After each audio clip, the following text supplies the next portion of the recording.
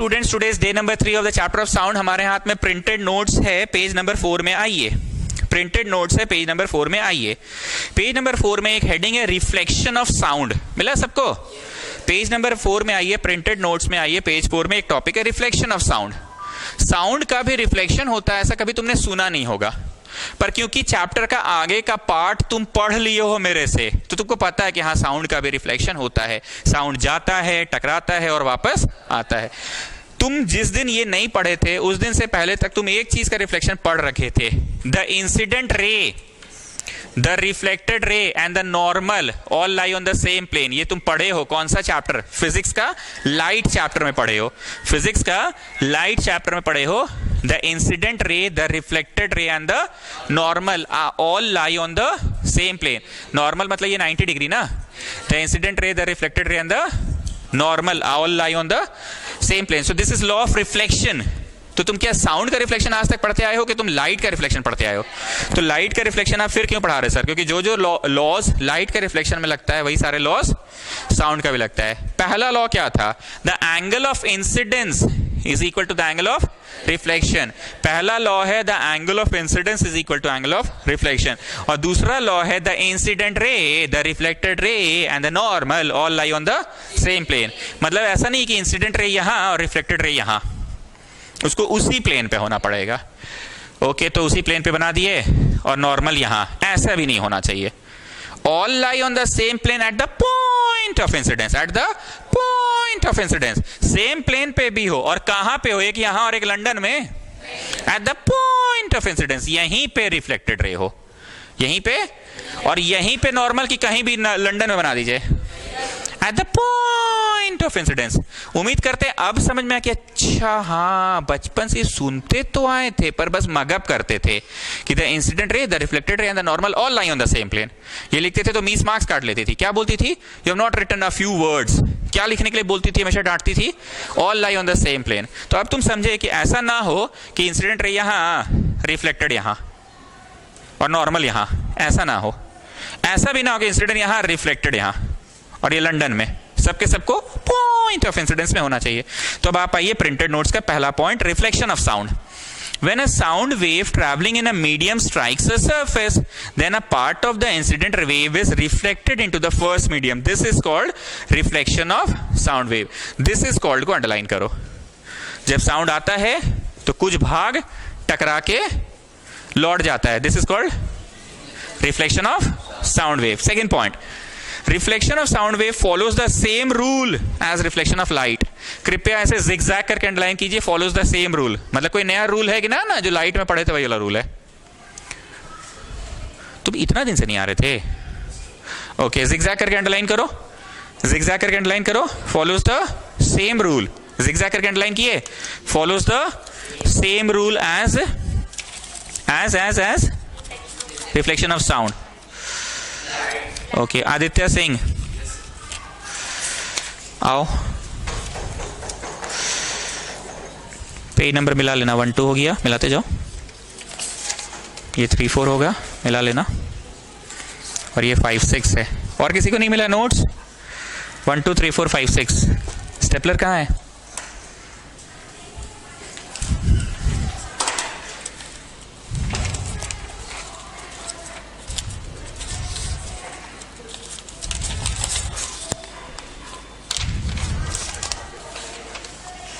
क्या हुआ क्या? अच्छा, 2 नहीं है इसमें। ओके, 2 नहीं है ना, प्रिंट अभी निकाल देंगे। बाकी सब है ना। स्टेपल मत मारो, स्टेपल मत मारो, अभी स्टेपलर मत मारो। चलो आ जाओ। Reflection of sound follows the same rule as reflection of light. तीसरा, the direction in which the sound is incident and is reflected makes equal angle with the normal to the reflecting surface. कितने लोगों को लग रहा है कि थोड़ा English अलग लिखा हुआ है, पर मीनिंग वही है, the angle of incidence equal to angle of reflection. फिर से पढ़ दे रहे तीसरा वाला। तीसरा वाला जो है, the direction in which sound is incident and is reflected makes equal angle with the normal to the reflecting surface. Normal to which सतह? रिफ्लेक्टिंग सतह ना। नॉर्मल हवा में, लंदन में एक रिफ्लेक्टिंग सतह पे। तो तीसरा सेंटेंस जहां समाप्त हुआ है वहां क्या लिखिएगा? ये लिख लीजिए। तीसरा सेंटेंस जहां समाप्त हुआ है यहां लिखिए ये angle i equal to angle r. अब आते हैं चौथा, the incident sound, the reflected sound and the normal at the point of incidence all lie on the same plane. Clear है? सो टेल मी कौन कौन सा पॉइंट को ऐसे करके यहां लिख देना है, टू लॉज। कौन कौन सा पॉइंट को? 3 और 4 को ऐसे करके लिख लो। टू लॉज यही है ना, पहला और दूसरा लॉज था कि वो बस वो इंट्रोडक्शन दे रहा था, इंट्रोडक्शन दे रहा था ना स्टूडेंट्स। तो लॉ के नाम पे कौन सा 2 लॉज है? जो पॉइंट नंबर 3 पे लिखा हुआ है और जो पॉइंट नंबर 4 पे लिखा हुआ है वही लॉज हैं। इको क्या है? अब हम रीडिंग नहीं मारेंगे, कंडीशंस नेसेसरी फॉर इको भी हम रीडिंग नहीं मारेंगे। अब आप पेज पलटे, nature of obstacle, size of obstacle, इसको भी रीडिंग हम नहीं मारेंगे। नेक्स्ट टॉपिक है रिवर्बरेशन। दिख रहा है? ओके, अब इधर मेरे को देखो।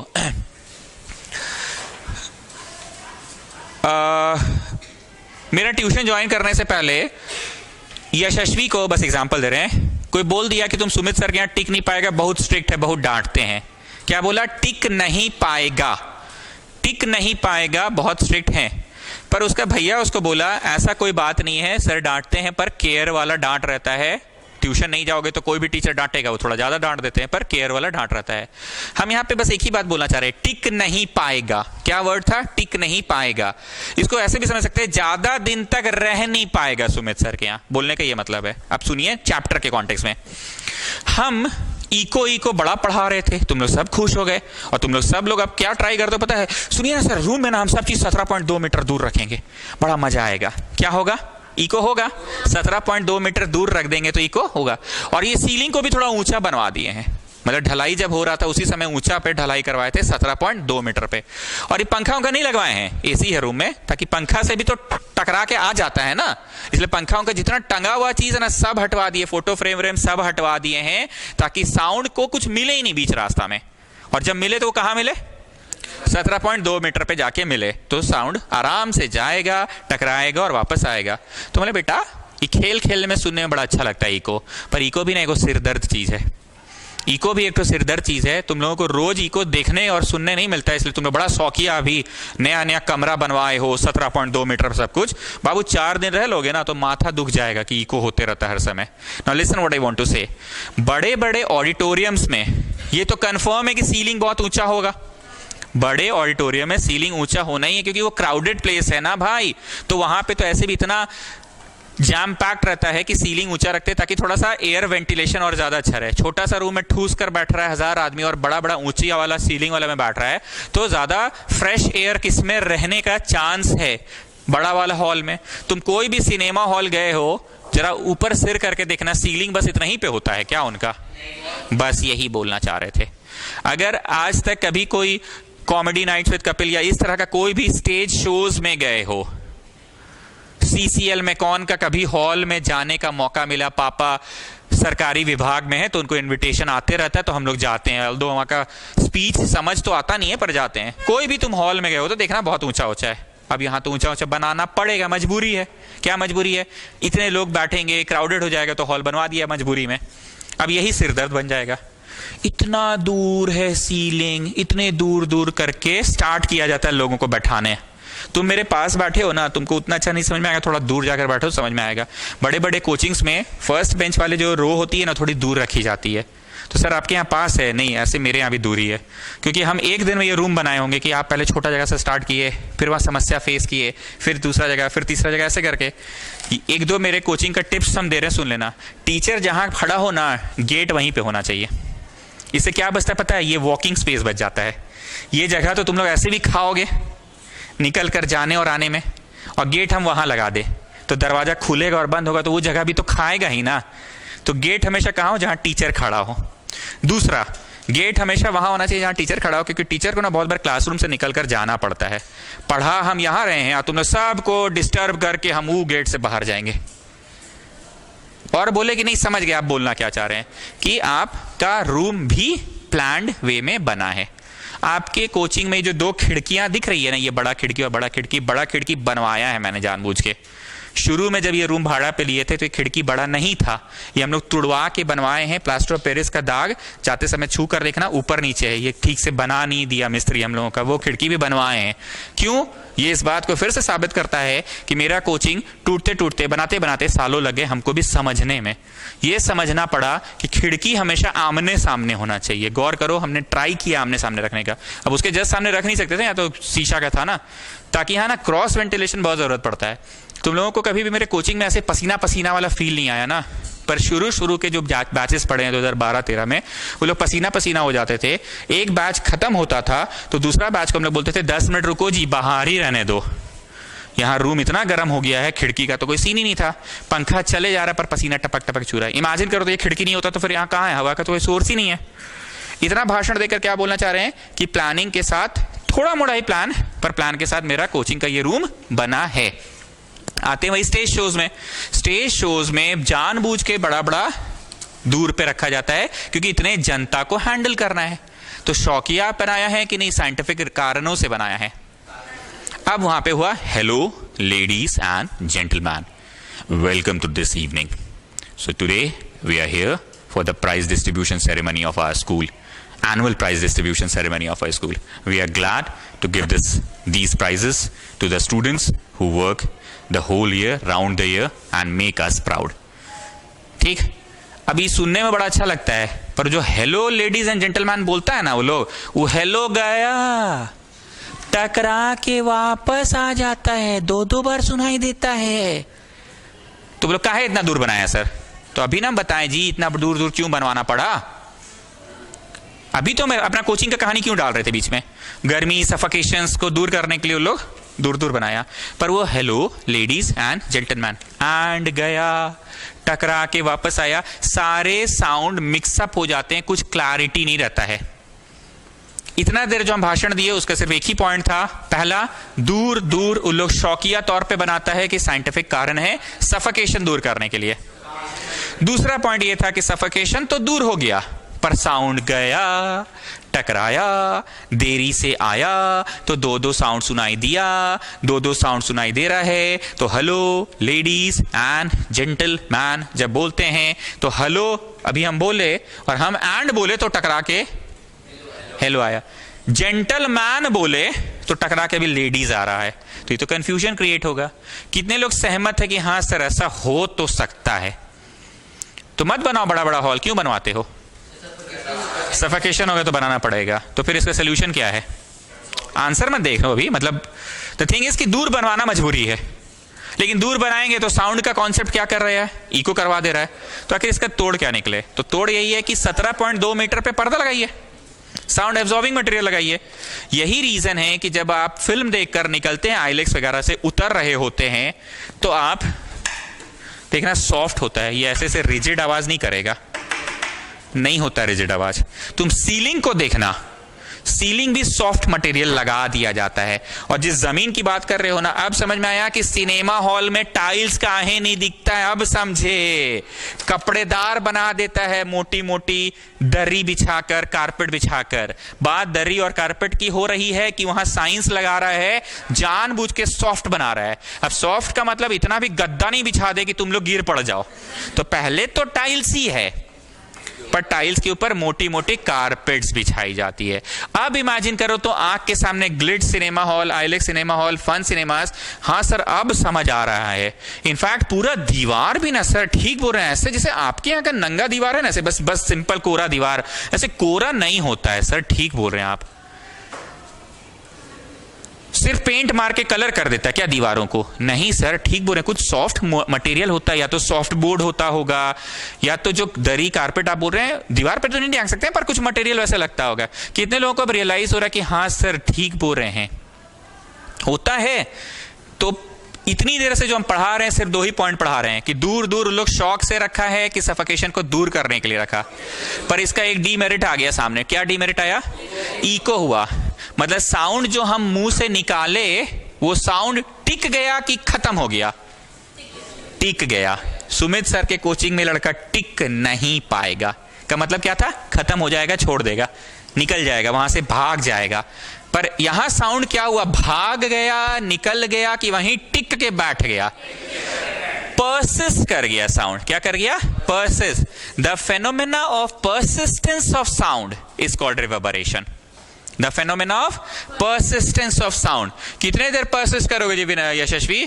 तो बोले अरे सर अब हमको कोई चिंता नहीं है, अब तो हम आपका इतना डांट सुन लिए ना, अब हम थेथर हो गए, अब हम परसिस्ट कर जाएंगे। मतलब भावना समझो, अब हम परसिस्ट मतलब हम टिक जाएंगे। अब आपके यहां अगर हमको भागना होता तो पहले ही बार जब हमको डांटे थे हम उसी समय भाग गए होते, क्योंकि टिकना नहीं था तो भाग जाते। पर इतना झेल लिए आपको कि अब परसिस्ट कर जाएंगे। परसिस्ट करना मतलब टिकना। So what is reverberation? The phenomena of persistence of sound is called reverberation. तो is reverberation a good thing और it's not a good thing? Persist करना अच्छी बात थोड़ी है। हम क्या बोले, शौकिया तुम लोग बड़े बड़े हॉल बना लेते हो, पर सिर दर्द हो जाएगा। सिर दर्द का मतलब समझे, परसिस्ट कर जा रहा है इसी रूम में, बहुत इको हो रहा है। आप में से कितने लोग स्कूल का स्टेज शोज वगैरह देखे हो और देखने के बाद कभी ध्यान नहीं दिया? अबे क्या ध्यान देंगे, कुछ सुनाई दे ही नहीं ना, क्या ध्यान देंगे, चले हम लोग अंताक्षरी खेलते हैं। ऐसा कभी हुआ कि कभी नहीं हुआ आज तक? क्यों करते हैं? जस्ट बिकॉज वो लोग कुछ भी बोल रहा होता है कि कुछ क्लियर सुनाई नहीं देता है। अब स्कूल का हॉल में क्लियर नहीं सुनाई देने का कारण डायरेक्टली रिवर्बरेशन है कि वहां का तो साउंड सिस्टम के अनुसार बनाया ही नहीं जाता है। साउंड सिस्टम के अनुसार बनाया ही नहीं जाता है। तुम एक दो चीज और देखना, आइलेक्स वगैरह का जो सीलिंग होगा कर्व्ड होगा। ये जो नोकीला मेरा एजेस दिख रहा है ना, वो कोना दिख रहा है जहां मकड़ी का जाल है या जो भी, हम मकड़ी का जाल नहीं दिखा रहे हैं, कोना दिखा रहे हैं। वो कोना को देखो, एजेस है। ये क्या है? एज है। ऐसे एजेस नहीं दिखेंगे आपको सिनेमा हॉल में, वो कर्व्ड होगा। आप समझ रहे हो कर्व्ड क्यों है? कहीं ना कहीं चीजों को सॉफ्ट बना रहा है, गोल बना रहा है, रिटर्न करवा दे, पर रिटर्निंग ही सिर दर्द हो जाता है। नेक्स्ट, खिड़की अगर होगा ना उस कमरे में तो हमेशा ऊपर में होगा, ऊपर में, नॉट नीचे। ऊपर, नीचे नहीं, ऊपर। बोलो क्यों? साउंड निकल कर चला जाए। आप में से कोई ऐसा बच्चा जो बोलेगा साउंड कैसे निकलेगा? मारो चट से। इतने तो नहीं बोले थे, वेव्स के फॉर्म में, बस वो इसी रूम में जहां तहां टकरा टकरा के मल्टीपल टाइम रिफ्लेक्ट हो रहा है। वेव्स के फॉर्म में निकल निकल के जहां तहां मल्टीपल टाइप रिफ्लेक्ट हो रहा है। तो रिफ्लेक्ट होते होते जहां उसको खुला जगह मिलेगा वहां से वो निकल जाए। नेक्स्ट, एक होता है पर्दा टांगना, एक होता है कर्टन्स टांगना। क्या लगता है हम लोग घर में बहुत हेवी कर्टन्स होता है कि नॉर्मल लाके पर्दा टांग देते हैं हम लोग? लेकिन जब गेस्ट वेस्ट आ रहे होते तो प्रॉपर कर्टन टांगते। कर्टन कितने लोग स्टेज शोज वगैरह में देखे हैं, भारी हैवी कर्टन्स होते हैं with large number of folds बहुत होता है उस कर्टन्स में। हम लोग बहुत मोटा होता है। क्यों बनाया गया? एब्जॉर्ब करे। हम लोगों के घर में अगर मान लो 10 मीटर का चौड़ा दीवार है, यहां से यहां कर्टन टांगना है, तो 25 मीटर का कर्टन नहीं लाते, 10 में 11 का लाके टांग देते हैं। थोड़ा सा ही फोल्ड दिखे, क्या दिक्कत है? किसको दिखलाना, अपने ही तो रहना है। लेकिन वहां अगर 10 मीटर चौड़ा दीवार है तो 25 मीटर चौड़ा कपड़ा लाता है ताकि मल्टीपल क्या हो जाए, मल्टीपल फोल्ड्स बन जाए। हम लोगों के घर पे सच बोलो जो कर्टन टंगा हुआ है, ठीक है ड्राइंग रूम वाला कर्टन में मम्मी फोल्ड्स वाला टांगी होगी, पर आपका रूम वाला कर्टन है बस किसी तरह पर्दा टंगा हुआ होगा, एक तो हल्का फुल्का फोल्ड्स होगा, क्योंकि तुम्हारा कमरा में घुस के कौन खूबसूरती देख रहा है तुम्हारे कमरे का? या शुरू शुरू में गृह प्रवेश के टाइम एक सेट पर्दा अच्छा वाला बना होगा। अब कपड़ा का वेस्टेज है ना भाई, 10 मीटर की जगह 25 मीटर कपड़ा टांगोगे तो फोल्ड्स बहुत करना होगा, प्लस उतना हैवी चादर को, कपड़ा को उठार कर, पर्दा को उतार कर धोना भी तो हेडेक है। तो यहाँ पे कर्टन्स भी लगाया जाता है with large number of folds के साथ लगाया जाता है।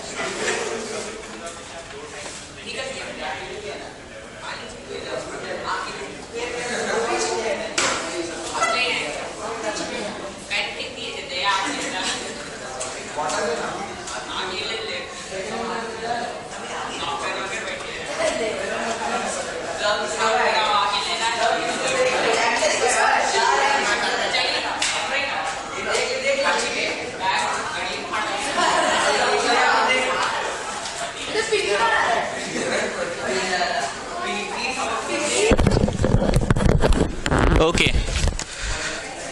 आइए, reverberation. When sound is produced in a big hall और auditorium then the sound suffers multiple reflection. Underline करो, suffers multiple reflection. Suffers multiple reflection. तो मजा आ रहा है? बोलो हाँ, मल्टीपल रिफ्लेक्शन देख के बड़ा मजा आ रहा है, पर अभी आगे सुनना, मजा खत्म हो जाएगा. Multiple reflection कहाँ? From the walls, ceilings and other materials present in the hall. Due to this, the sound persists for some time. गोल करो, persist for some time. मर गया कि टिका हुआ रह गया? तो यही तो खतरा का चीज हो गया ना हमारे लिए. टिका हुआ रह जाना यहाँ गुड फॉर अस की बैड हो जाएगा. गोल कर लो, persist for some time. आगे बोले, Even after the source has stopped producing sound. ये लोग तो थोड़ा इंग्लिश में बोलते हैं ना, the source. हम क्या बोले? आदमी बोलना बंद कर दिया फिर भी साउंड सुनाई दे रहा है. आदमी बोलना बंद कर दिया फिर भी साउंड सुनाई. अब यहाँ ना इंग्लिश में लिखा है even though the source has stopped producing the. Hindi में बोले तो आदमी बोलना बंद कर दिया फिर भी हेलो हेलो तो खत्म हो गया. लेडीज अभी भी सुनाई दे रहा है, एंड भी सुनाई दे रहा है, जेंटलमैन भी सुनाई दे रहा है. The persistence of sound due to repeated reflection is called reverberation. Repeated reflection के बीच में जो full stop है ना, वहां नहीं लगेगा full stop. सर आप इतना full stop पे क्यों गौर कर रहे हैं? क्योंकि वो एक सेंटेंस है, हटाओ full stop वहां से. The persistence of sound due to repeated reflection. full stop हटेगा तो जो कैपिटल लेटर में reflection का R लिखा है ना, उसको स्मॉल लेटर कर लो. अब यहां से लेके यहां तक बनाओ रेक्टेंगल बॉक्स. कहां से कहां तक बताओ? द परसिस्टेंस से लेके इस कॉल्ड रिवर्बरेशन तक. यही है ना डेफिनेशन. और यहां पे लिखिए डेफिनेशन, यही है, यही है उसका डेफिनेशन. मतलब साउंड का मर जाना को रिवर्बरेशन कहते हैं कि साउंड का टिका रह जाना को. आइए, मेथड्स ऑफ रिड्यूसिंग रिवर्बरेशन. पहला method, bye covering the walls and roofs of the auditorium by sound absorbent material. Underline करो साउंड एब्जॉर्बेंट, बाकी तुमको खुद समझ में आ ही गया है. दूसरा, providing heavy curtains with folds. Heavy curtain को अंडरलाइन करो और फोल्ड्स को अंडरलाइन करो. हैवी कर्टन्स को अंडरलाइन करो और फोल्ड्स को अंडरलाइन करो। तीसरा, by using good sound absorbing material for seats. अब समझ में आया, ये सब बड़े बड़े सिनेमा हॉल में नॉर्मल ये सब, अच्छा ये वाला नहीं, ये तो फिर भी गद्दा वाला है। नॉर्मल ऐसा कुर्सी या ऐसा कुर्सी क्यों नहीं होता है? इतने गद्देदार ही क्यों होता है? मिश्रा जी बोल रहे हैं 300 रुपए देता है इसलिए कुर्सी अच्छा देता है। नहीं, वो रीजन नहीं है मिश्रा जी। अच्छा कुर्सी उसको देना जरूरी है, नहीं देगा ना तो सिनेमा हॉल का मजा नहीं ले पाइएगा आप। मिश्रा जी बोल रहे 300 रुपए लेता है इसलिए बदले में अच्छा कुर्सी देता है। समझ गए ना? चौथा, producing open Windows in the space. जहां कहीं भी जगह मिले क्या कर दिया जाए? विंडो बना दिया जाए ताकि साउंड वेव रहे कि निकल के चल जाए। Okay, now next is uses of multiple reflection. तो अब बताइए कुटेटा, अब आपका मन का एक भ्रम दूर हुआ कि नहीं यार इको अच्छा चीज नहीं है? ये दूर हो गया भ्रम कि इको अच्छा चीज। लेकिन वी एज चाइल्ड हम लोग को बड़ा मस्ती मस्ती लगता है ना, हेलो राहुल राहुल राहुल राहुल राहुल, ये हम लोग को मजा आता है, पर ये अच्छा चीज। अब हम यहाँ क्या पूछे वो सुनो, हम क्या पूछे कुटेटा आपको क्या लगता है मन का भ्रम दूर हो गया इको अच्छा चीज नहीं है? तो आप बोले हाँ सर मन का भ्रम दूर हो गया कि इको अच्छा चीज नहीं है। पर इंसान एक ऐसा प्राणी है कि खराब चीज को भी कहीं ना कहीं अपने बेनिफिट के लिए यूज करता है। आप सुनो अपना बेनिफिट के लिए क्या यूज किया। स्टेथोस्कोप बनाया इंसान ने, यू नो स्टेथोस्कोप, वो जो डॉक्टर्स चेस्ट पे लगा के देखते हैं, सांस लीजिए और लीजिए, छोड़िए, पीछे मुड़िए, लीजिए और लीजिए। कभी हुआ है या शशवी ऐसा? कभी नहीं हुआ आज तक? देखे हैं ना? ओके, नाउ लिसन, एक वो और एक पल्स, ये दो चीज एकदम बेसिक चीज है। हम लोग भी अपना पल्स पकड़ सकते हैं, ढूंढ लेंगे, धक धक धक धक कर रहा होता है ना? यहां से भी होता है, यहां वाला हमको नहीं समझ आता है।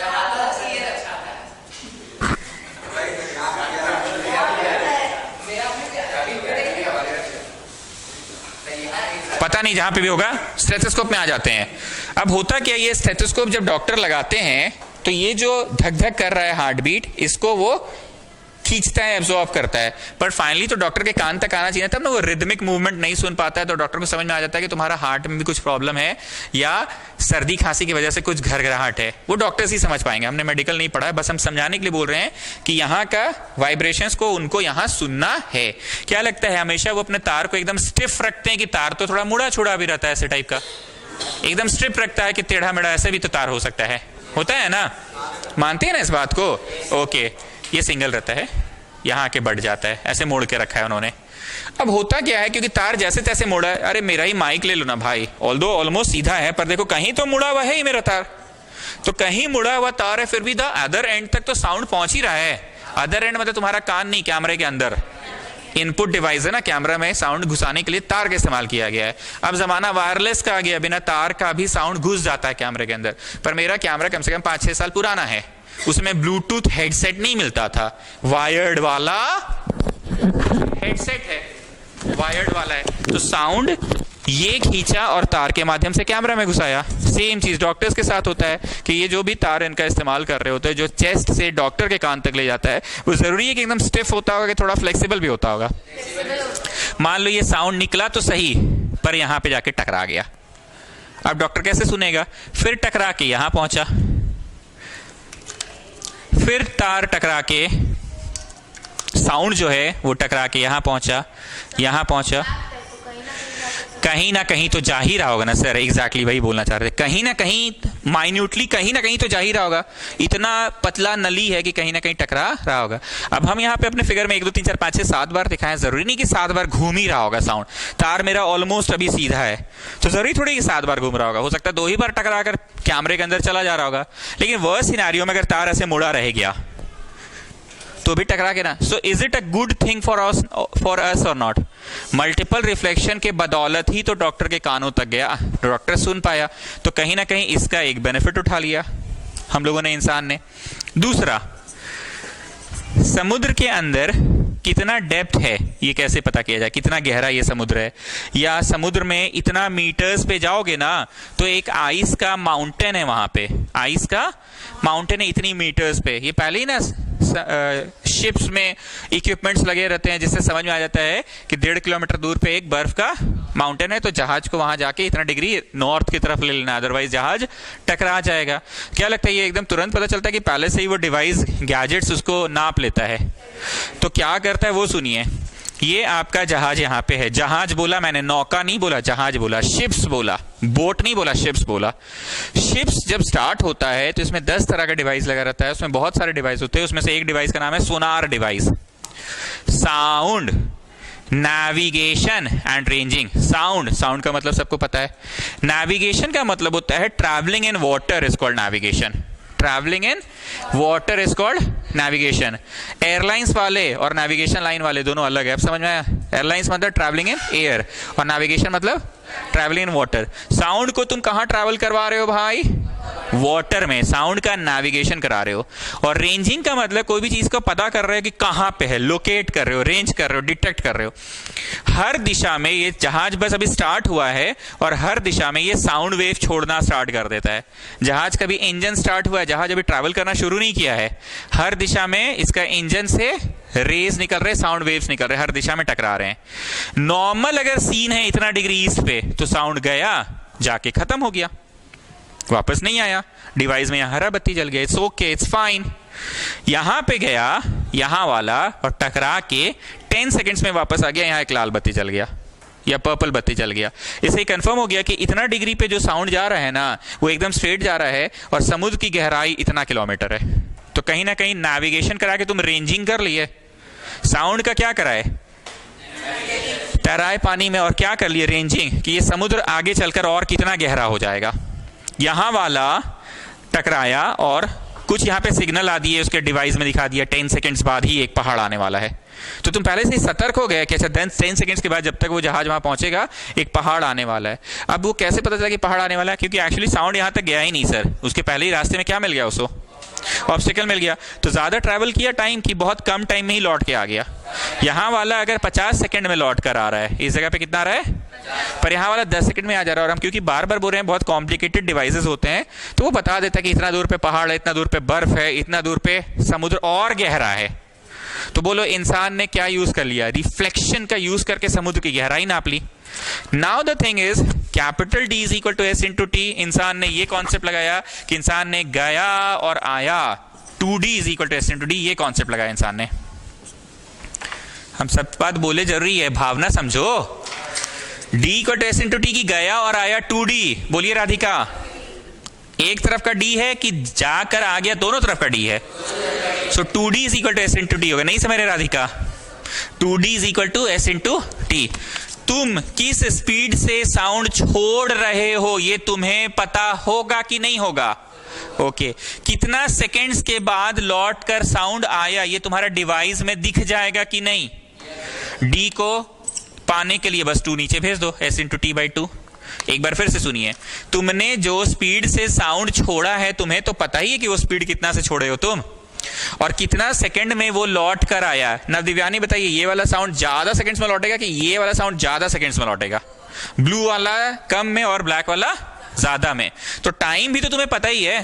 तुम 2 को बस नीचे भेज दो तो क्या लाने में सफल हो जाओगे? D। मतलब कितनी गहराई पे वो पर्वत है, पहाड़ है, बर्फ का माउंटेन है, या कितनी गहराई पे वो ऑब्स्टिकल है या फ्लोर ऑफ द ओशन है, कितना गहरा फ्लोर है ये पता चल जाएगा। So is it 2D equal to S into T? No, 2 नीचे चल जाता है। And why is the concept of 2D? Because जाने का है सिर्फ राधिका, की आने का भी डिस्टेंस है, आने का भी डिस्टेंस है। तो आइए methods of reducing multiple echo का पहला, megaphone and musical instrument. Most of the musical instruments are designed in such a way that they send sound in a particular direction. Underline करो, send sound in a particular direction. कभी भी दुर्गा पूजा पंडाल के बाहर वो एक इस तरह का कुछ लाउड स्पीकर बजता है, आए हुए तमाम दर्शनार्थियों का हार्दिक अभिनंदन, हार्दिक स्वागत है, तो वो इस तरह का बजता है। जमाना इतना मॉडर्न हो गया पर आज तक साउंड बॉक्स इसी शेप में क्यों है? Why don't they make it in a like this? Why like this? Why we shape? Sound gets scattered, sound gets scattered. क्यों नहीं? It is just like a cylinder. Why isn't it just like a? Old clip में सब transfer हो गया ना? हाँ ठीक है, हम कर दिए हैं, ठीक है जाओ। हाँ, तो एक बार फिर से पूछ रहे हैं, जमाना इतना मॉडर्न हो गया लेकिन आज भी साउंड सिस्टम के लिए जो मेगाफोन्स यूज होते हैं, लाउड स्पीकर्स यूज होते हैं, वो ऐसे वी शेप्ड क्यों है?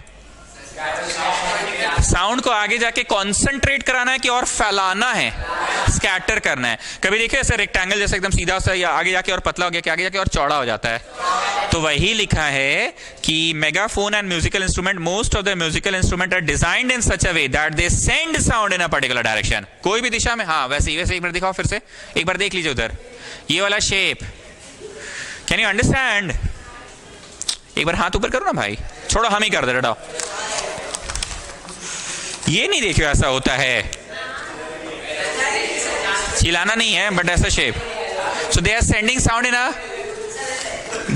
Sound in a particular direction without spreading it in all direction, without spreading it in. हम लोगों के पुराने वाले घर के सामने दुर्गा पूजा हुआ करता था, ठीक है, ऐसे ही माइक्रोफोन लगा रहता था, साउंड बॉक्स। हम लोगों के मोहल्ला में एक बदमाश बच्चा हुआ करता था, मेरे घर के बगल में उसका भी घर था। अब क्योंकि साउंड बॉक्स हम लोगों के घर की तरफ रहता था तो गाना बजता था, जय माता दी प्रेम से बोलो जय माता दी, मैंने सुने आ जाए, सप्तमी अष्टमी नौमी दशमी 4 दिन बजता था। वो लड़का क्या करता था पता है, शाम के टाइम में जब पंडाल में भीड़ आना स्टार्ट होता है, वो चढ़ता था एक बिल्डिंग में, वहां से सीढ़ी के थ्रू इस माइक तक पहुंचता था, माइक का मुंह को उधर कर देता था। बोलो इससे क्या हुआ? साउंड उधर। सर आप ये सब एग्जाम्पल क्यों दे रहे हैं? इससे हम ये साबित करना चाह रहे हैं कि साउंड एक पर्टिकुलर डायरेक्शन में आ रहा था और वो बदमाश बच्चा घुमा दिया। लेकिन आजकल जो हम लोग बड़े बड़े साउंड बॉक्सेस लगाते हैं, क्या वो एक पर्टिकुलर डायरेक्शन में होता है कि मोहल्ला में किसी के घर पे अगर कोई भी पार्टी हो रहा है और गाना बज रहा है पार्टी ऑल नाइट, तो वो ऐसा होता है कि जाके साउंड बॉक्स घुमा दो उसका, कि they are using box, they are not using this device ना। आप समझ में आए वो पंडाल में वही क्यों लगाया था? क्योंकि एक ही दिशा में, पर हम लोग उतना दिशा विशा का ख्याल करते कि एक रात का पार्टी है, साउंड बॉक्स लाके खड़ा कर देते हैं। तो साउंड बॉक्स कभी एक दिशा में करता है नहीं। तो अगर मोहल्ला वाला का थोड़ा भला चाहते हो तो अगली बार से साउंड बॉक्स मत मंगवाना, मेगाफोन्स मंगवाना, इसको बोलते हैं, ठीक है? ये हमेशा एक दिशा में होगा। तो कम से कम क्या होगा, तुम्हारे घर के सामने सड़क की ओर आएगा, तुम किसके लिए गाना बजवा रहे हो, आने जाने वाले गेस्ट को सुनाई दे कि हाँ इनके यहाँ ही हो रहा है, हाँ जगराता इन्हीं के यहाँ हो रहा है, तो पीछे वाला घर वाला तो कम से कम डिस्टर्ब नहीं होगा, एक ही दिशा में हो रही है। और अगर रात हो गया तो सड़क वालों की तरफ नहीं करना है, अपने घर की तरफ कर लो। Can you understand? बात अपना घर और पराया घर का हो रहा है कि बात एक दिशा में हो, इसका कर रहे हैं आप। Okay, without spreading it in all direction. तो अंडरलाइन कीजिए, send sound in a particular direction. कर लिए, send sound in a particular direction. In these instrument are tube followed by a conical opening. Underline करो, conical opening. Can you understand a cone? Cone का मतलब नहीं पता, ये तो conical shaped है। Reflect sound in forward direction through the towards the audience. Next है stethoscope. Stethoscope शब्द को अंडरलाइन कीजिए, क्या करता है वो हम रीडिंग नहीं मारेंगे, आपको समझ में आ ही गया कि स्टेथोस्कोप क्या करता है। क्या करता है समझ आ गया ना? चलिए तीसरा आते, curved ceiling of conference hall, cinema hall, concert hall. मिला भाई? The ceiling of these halls are curved so that sound after reflecting reaches every end of the hall. Underline करो, reaches every end of the hall, reaches every end of the hall. Sometimes a curved board is placed behind the stage so that the sound spreads evenly across the width of the hall. जहां speaker खड़ा होता है ना, hello ladies and gentleman, उसके पीछे का दीवार ऐसे एजेस वाले नहीं होते, गोल होते हैं। क्यों गोल होते हैं? सामने की ओर जाए in a particular direction. Next topic है रेंज ऑफ हियरिंग। इंसान कितना से कितना के बीच का साउंड सुन सकता है? 20,000 हर्ट्ज तक का सुन सकता है। हर्ट्ज मतलब क्या, ये एम्पलीट्यूड है कि फ्रीक्वेंसी है? तुम लोग को पढ़ाए थे भाई, हर्ट्ज मतलब क्या? मतलब साउंड की फ्रीक्वेंसी 20 हर्ट्ज से 20,000 हर्ट्ज तक होगी तो इंसान सुन सकेगा। 20,000 हर्ट्ज से ऊपर का सुन नहीं पाएगा, बहरा हो जाएगा। हंसो नहीं, ये रियलिटी है। इतना हाई फ्रीक्वेंसी का साउंड अगर तुम्हारे कान में बजेगा तो ईयर ड्रम फट जाएगा। सच में फटता है सर। अरे पगली बोल तो रहे हैं, साउंड एक वेव है, जाके मारेगा तुम्हारा ईयर ड्रम को तो पर्दा तो फटेगा ही कान का। पर्दा मतलब क्या, कोई पर्दा लगा कि वो मसल्स है, वो फट जाएगा। तुम लोग ये सब टेलीविजन एडवर्टीजमेंट में देखते होगे, कोई म्यूजिक सिस्टम का अगर एडवर्टीजमेंट दे रहा है, सोनी म्यूजिक सिस्टम, ढिक चिक, पड़ोसी का शीशा टूट के गिर गया। कभी नहीं देखे ऐसा? तो ये इस बात को साबित करता है कि साउंड से क्या निकलता है, वेव्स निकलता है। तो अब समझे 20,000 हर्ट्ज से ज्यादा का सुनेगा तो बहरा क्यों हो जाएगा? क्योंकि ईयर ड्रम को हिट करेगा, उसको फाड़ देगा। अब 20 हर्ट्ज के नीचे का साउंड सुनाई ही नहीं देगा। क्या होगा? सुनाई ही नहीं देगा। इतना कम है, इतना कम है, इतना कम है, तो सुनाई ही नहीं देगा। समझ में आ रहा है? भावना क्लियर कर रहे हैं। और ये इतना ज्यादा फ्रीक्वेंसी का कि कान को फाड़ देगा। तो 20 से 20,000 हर्ट्ज के बीच का ही साउंड होता है। अब सुनो एक बात और,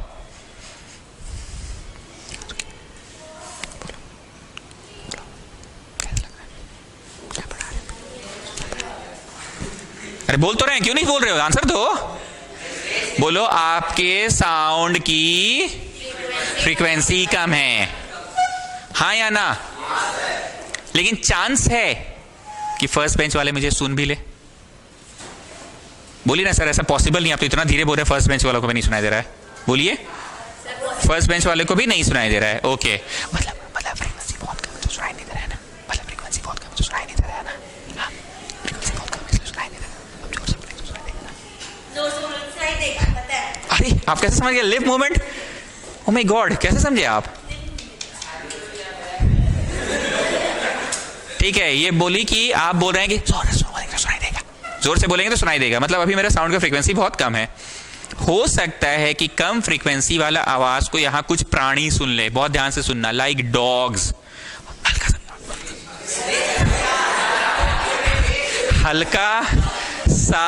हल्का सा भी आहट होता है तो वो उठ जाता है। सहमत है? रैबिट ऑल्सो हल्का सा भी आहट होता है। तो क्या लगता है, उसके लिए हम बहुत ज्यादा जोर से बोल रहे हैं कि नहीं? आप ठीक ही बोल रहे हैं। आप तो बल्कि इतना धीरे बोल रहे हैं कि हम लोग को सुनाई नहीं दे रहा, पर उसको सुनाई दे देता है। उसको सुनाई, मतलब 20 हर्ट्ज से, प्लीज पे अटेंशन, 20 हर्ट्ज के नीचे का भी साउंड वो सुन पाता है। बहुत ध्यान से सुनना। मान लो तुम कोई समुद्र के पास सी साइड बैठे हुए हो, ध्यान से सुनना। तुम बहुत आराम से बैठे हुए हो। हंसे क्यों? बैठने बोले तो हंस रहे हो। तुम बस बैठे हुए हो। अब से ठीक 5 मिनट बाद समुद्र के तल में वोल्केनिक इरप्शन होने वाला है। समुद्र के तल में वोल्केनिक इरप्शन होने वाला है, अर्थक्वेक आने वाला है समुद्र के तल में। पर तुम तो आराम से बैठे हुए हो। तुम कब तक बैठे रहोगे? बोलो, जब तक हमको हल्का सा भी आहट ही नहीं सुनाएगा तो हम कैसे समझेंगे? हम काहे छोड़ के जाएंगे उस जगह को? सर सहमत है? ऐसा ही ना होगा इंसान के साथ। लेकिन तुम्हारे जो पेट्स होंगे ना, पेट्स, पालतू जानवर, कुत्ता को लेकर गए होगे वॉक कराने, या बिल्ली को लेकर, या रैबिट लेकर गए होगे, तो तुम देखना वो पेट्स जो है ना, वो जगह को छोड़कर भागने लग जाते हैं। तुमको समझ नहीं आता है कि अरे मेरे मुंह से तो चिट्टू ही निकल रहा है। समझ रहे हो ना? ठीक है, मेरे मुंह से चिट्टू ही निकल गया। अरे चिट्टू बेटा क्या हो गया? चिट्टू भागना चाह रहा है। तो बोलो, चिट्टू क्यों भागना चाह रहा है? बोलो, मेन इरप्शन स्टार्ट नहीं हुआ है अभी। Main eruption start, main disturbance start नहीं हुआ है, पर उसकी जो हल्की ध्वनि है वो हम लोग को तो सुनाई दे नहीं रहा। तो हम लोग वहां बैठे हुए सेल्फी खिंचा रहे हैं। जब तक कुछ बहुत बड़ा इरप्शन नहीं होगा तब तक तो हम लोग भागेंगे नहीं उस जगह से। लेकिन चिंटू को सुनाई देगा, चिंटू भाग जाएगा। ये एक बहुत इंपॉर्टेंट क्वेश्चन एग्जाम्स में आता है। क्यों कोई भी बड़ा नेचुरल डिजास्टर होने से पहले उस जगह सबसे पहले खाली कर देते हैं, उस जगह को छोड़कर चले जाते हैं? जीव जंतु, पक्षी भी नहीं दिखेगा वहां के, पक्षी भी छोड़कर चले गए होंगे, जीव जंतु भी चले होंगे। तो इसका आंसर होगा एक्चुअली इंसान को जब ये साउंड सुनाई देता है तब तक बहुत बड़ा कुछ हादसा हो चुका होता है। पर वो हादसा जब इनिशियल स्टेज पे है, जब हम लोग लीस्ट बॉदर्ड होते हैं, पर पेट्स उस 20 हर्ट्ज के नीचे का भी साउंड को सुन लेते हैं और वो अपने हिसाब से ठीक ही करते हैं, उस जगह को छोड़कर चले जाते हैं। तुम लोगों ने अपने टाइम पे बहुत बड़ा एक हिस्टोरिकल मोमेंट देखा है, कोरोना देखा है, कोविड पीरियड देखा अपने टाइम पे। ये सदियों तक तुम लोग याद रखोगे, अपने पोता पोती को भी सुनोगे, ऐसा कुछ था पूरा दुनिया बंद हो गया था। कोई मानेगा पूरा दुनिया कभी बंद हो सकता है? पोल्यूशन एकदम क्लियर हो गया था, स्काई क्लियर था क्योंकि कोई गाड़ी ही नहीं चलता था, सड़क पे एक गाड़ी भी नहीं, कोई मानेगा नहीं मानेगा। तो ऐसे हम लोगों को जब दादा दादी सुनाती है कि आज़ादी की लड़ाई ऐसा था, गांधी जी ऐसे थे, तो हम लोग नहीं मानते क्योंकि देखा नहीं है। उसी तरह से एक था दादाजी वाला पीरियड, आज़ादी की लड़ाई, जो हम लोग नहीं माने, हम और तुम लोग तो और नहीं मानोगे। वैसे तुम्हारा पोता लोग, तुम्हारा कौन सा बात नहीं मानेगा? कोविड वाला। तुम बोलोगे एक ऐसा पीरियड था, जानते हो पूरा इंडिया में नोट बंद हो गया था, नोट था ही नहीं देश में, मानेगा तुम्हारा पोता पोती? नहीं नोट कैसे बंद किया जा सकता है? पर तुमने देखा 2017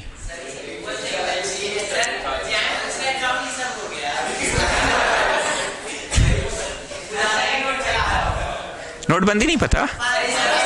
ओके। वैसे ही हमने अपने टाइम पे एक बहुत बड़ा चीज देखा था, बताऊं? एक शब्द है सुनामी, हमने अपने टाइम पे पहली बार सुना। सुनामी बोल के भी कुछ होता है, जैसे तुम लोग सुने ना अपने टाइम पे लॉकडाउन, कोविड, पहला बार सुने ना। सोशल डिस्टेंसिंग, क्वारंटाइन, ये सब तो सारे नए शब्द थे। आइसोलेशन, वेंटिलेटर, ऑक्सीजन सिलेंडर, मत बोला केमिस्ट्री में सुने हुए थे। हाँ, तो उसी तरह से हमने एक वर्ड सुना था सुनामी, और जानते हैं उसके बाद हम लोगों के ज्योग्राफी सिलेबस में किताब में चैप्टर ऐड किया गया था, सुनामी बोल के चैप्टर। हम लोगों ने पहली बार सुना कि सुनामी होता क्या है, जब समुद्र के तल में अर्थक्वेक आए तो उसे सुनामी कहते हैं। जिस तरह से पृथ्वी में नॉर्मली कहीं पे भी अर्थक्वेक आएगा तो क्या होता है, वहां से वोल्केनिक इरप्शन होना है, उसको निकलना है तो पृथ्वी को पूरा हिला देता है, दैट इज कॉल्ड अर्थक्वेक। अगर समुद्र के तल से कुछ वोल्केनिक इरप्शन होने वाला है और निकलना चाह रहा है तो पूरा तल को हिला देगा, और तल को इतना हिलाता है कि ऊंची ऊंची लहरें उठती है और सेवरल किलोमीटर्स तक वो वेव्स। अब बोलो समुद्र का पूरा पानी अगर उछल के शहर में आ जाएगा तो क्या होगा? ये हमने देखा है सुनामी। हमने मतलब अब तुम लोग लग रहा है फेंक रहे हैं, तुम लोग जब अपना पोता पोती को बोलोगे ना कोविड देखा है तो तुम लोग को भी बोलेगा लोग फेंक रहे हैं। तो ऐसे जब हम बोल रहे हैं थोड़ा सुन लो मेरा भी, सुनामी बोल के कुछ हमने देखा है। अब सुनिए, उस समय आज तक और जी न्यूज, दो ही न्यूज चैनल्स हुआ करते थे और एक दूरदर्शन तो खैर होता ही था, पर दूरदर्शन में तो हर 1 घंटे पे समाचार आती थी, 2 बजे, फिर 3 बजे, फिर 4 बजे। लेकिन आज तक वगैरह में क्या था कि दिन भर समाचार देते रहता था। तो हम लोगों के यहाँ केबल टेलीविजन नहीं था, हम लोगों के ऊपर वालों के यहाँ, ऊपर जो घर था वहां था, तो हम लोग वहां जाकर समाचार देख रहे थे। तो वो लोग बार बार क्या दिखा रहा था पता है? यहाँ के पशु पक्षी देखिए, नादारत है। हम लोग समझ ही नहीं पा रहे थे जगह इतनी वीरान क्यों पड़ी हुई है, क्यों जीव जंतु चले गए। देखिए सारे यहाँ पे टूरिस्ट लोग बैठे हुए, पर एक भी पक्षी नहीं दिखेगा, एक भी परिंदा नहीं दिखेगा। आपको सुनाई दे रहा है हम क्या बोलना चाह रहे? बोले हाँ, न्यूज चैनल बड़ी खखोरता है सर एक ही बात को लेकर 10 बार। अभी 2 दिन से छठ को लेकर इतना दिमाग खराब किया कि पूछिए मत। छठ का लग रहा है पूरा एकदम छठ हम ही लोग को करवा देगा, इतना बोल रहा है। तो कैन यू अंडरस्टैंड हम क्या चीज बोल रहे हैं? वो इस बात को फोकस करता था कि जीव जंतु वहां के सारे कहां चले गए। बोलिए कहां चले गए? बोलो 20 हर्ट्ज से पहले ही उनको सुनाई देने लगा। तो मेन अभी डिस्टर्बेंस अकर हुआ कि मेन डिस्टर्बेंस नहीं अकर हुआ था, पर उसके पहले जो इनिशियल हल्का फुल्का भी साउंड आ रहा था उसको सुनकर ही वो लोग भाग गए थे। तो आ जाइए, ranging of sound. Human ear is sensitive to sound between frequency 20 hertz to 20,000 hertz. The frequency range is called audible range. गोल करो ऑडिबल रेंज। तो इंसान का ऑडिबल रेंज क्या है? 20 से 20,000 हर्ट्ज तक। देखो क्लास में थोड़ा हंसी मजाक भी होता है ना, तो अच्छा लगता है, इससे पढ़ाई समझ में आता है। बताओ श्रेष्ठ का रेंज क्या होगा? बोलो 0 हर्ट्ज से 60,000 तक। अब ये किसी का गेम होता है ना तो थोड़ा समझ भी आता है, 0 भी सुन लेता है, मतलब समझ रहे हो लड़का का कान कितना तेज है, पूरा ही है, ठीक? मतलब आप समझ गए हम क्या बोलना चाह रहे हैं? क्या बोलना चाह रहे हैं हम? क्या बोलना चाह रहे हैं? नहीं, वो नहीं बोलना चाह रहे हैं।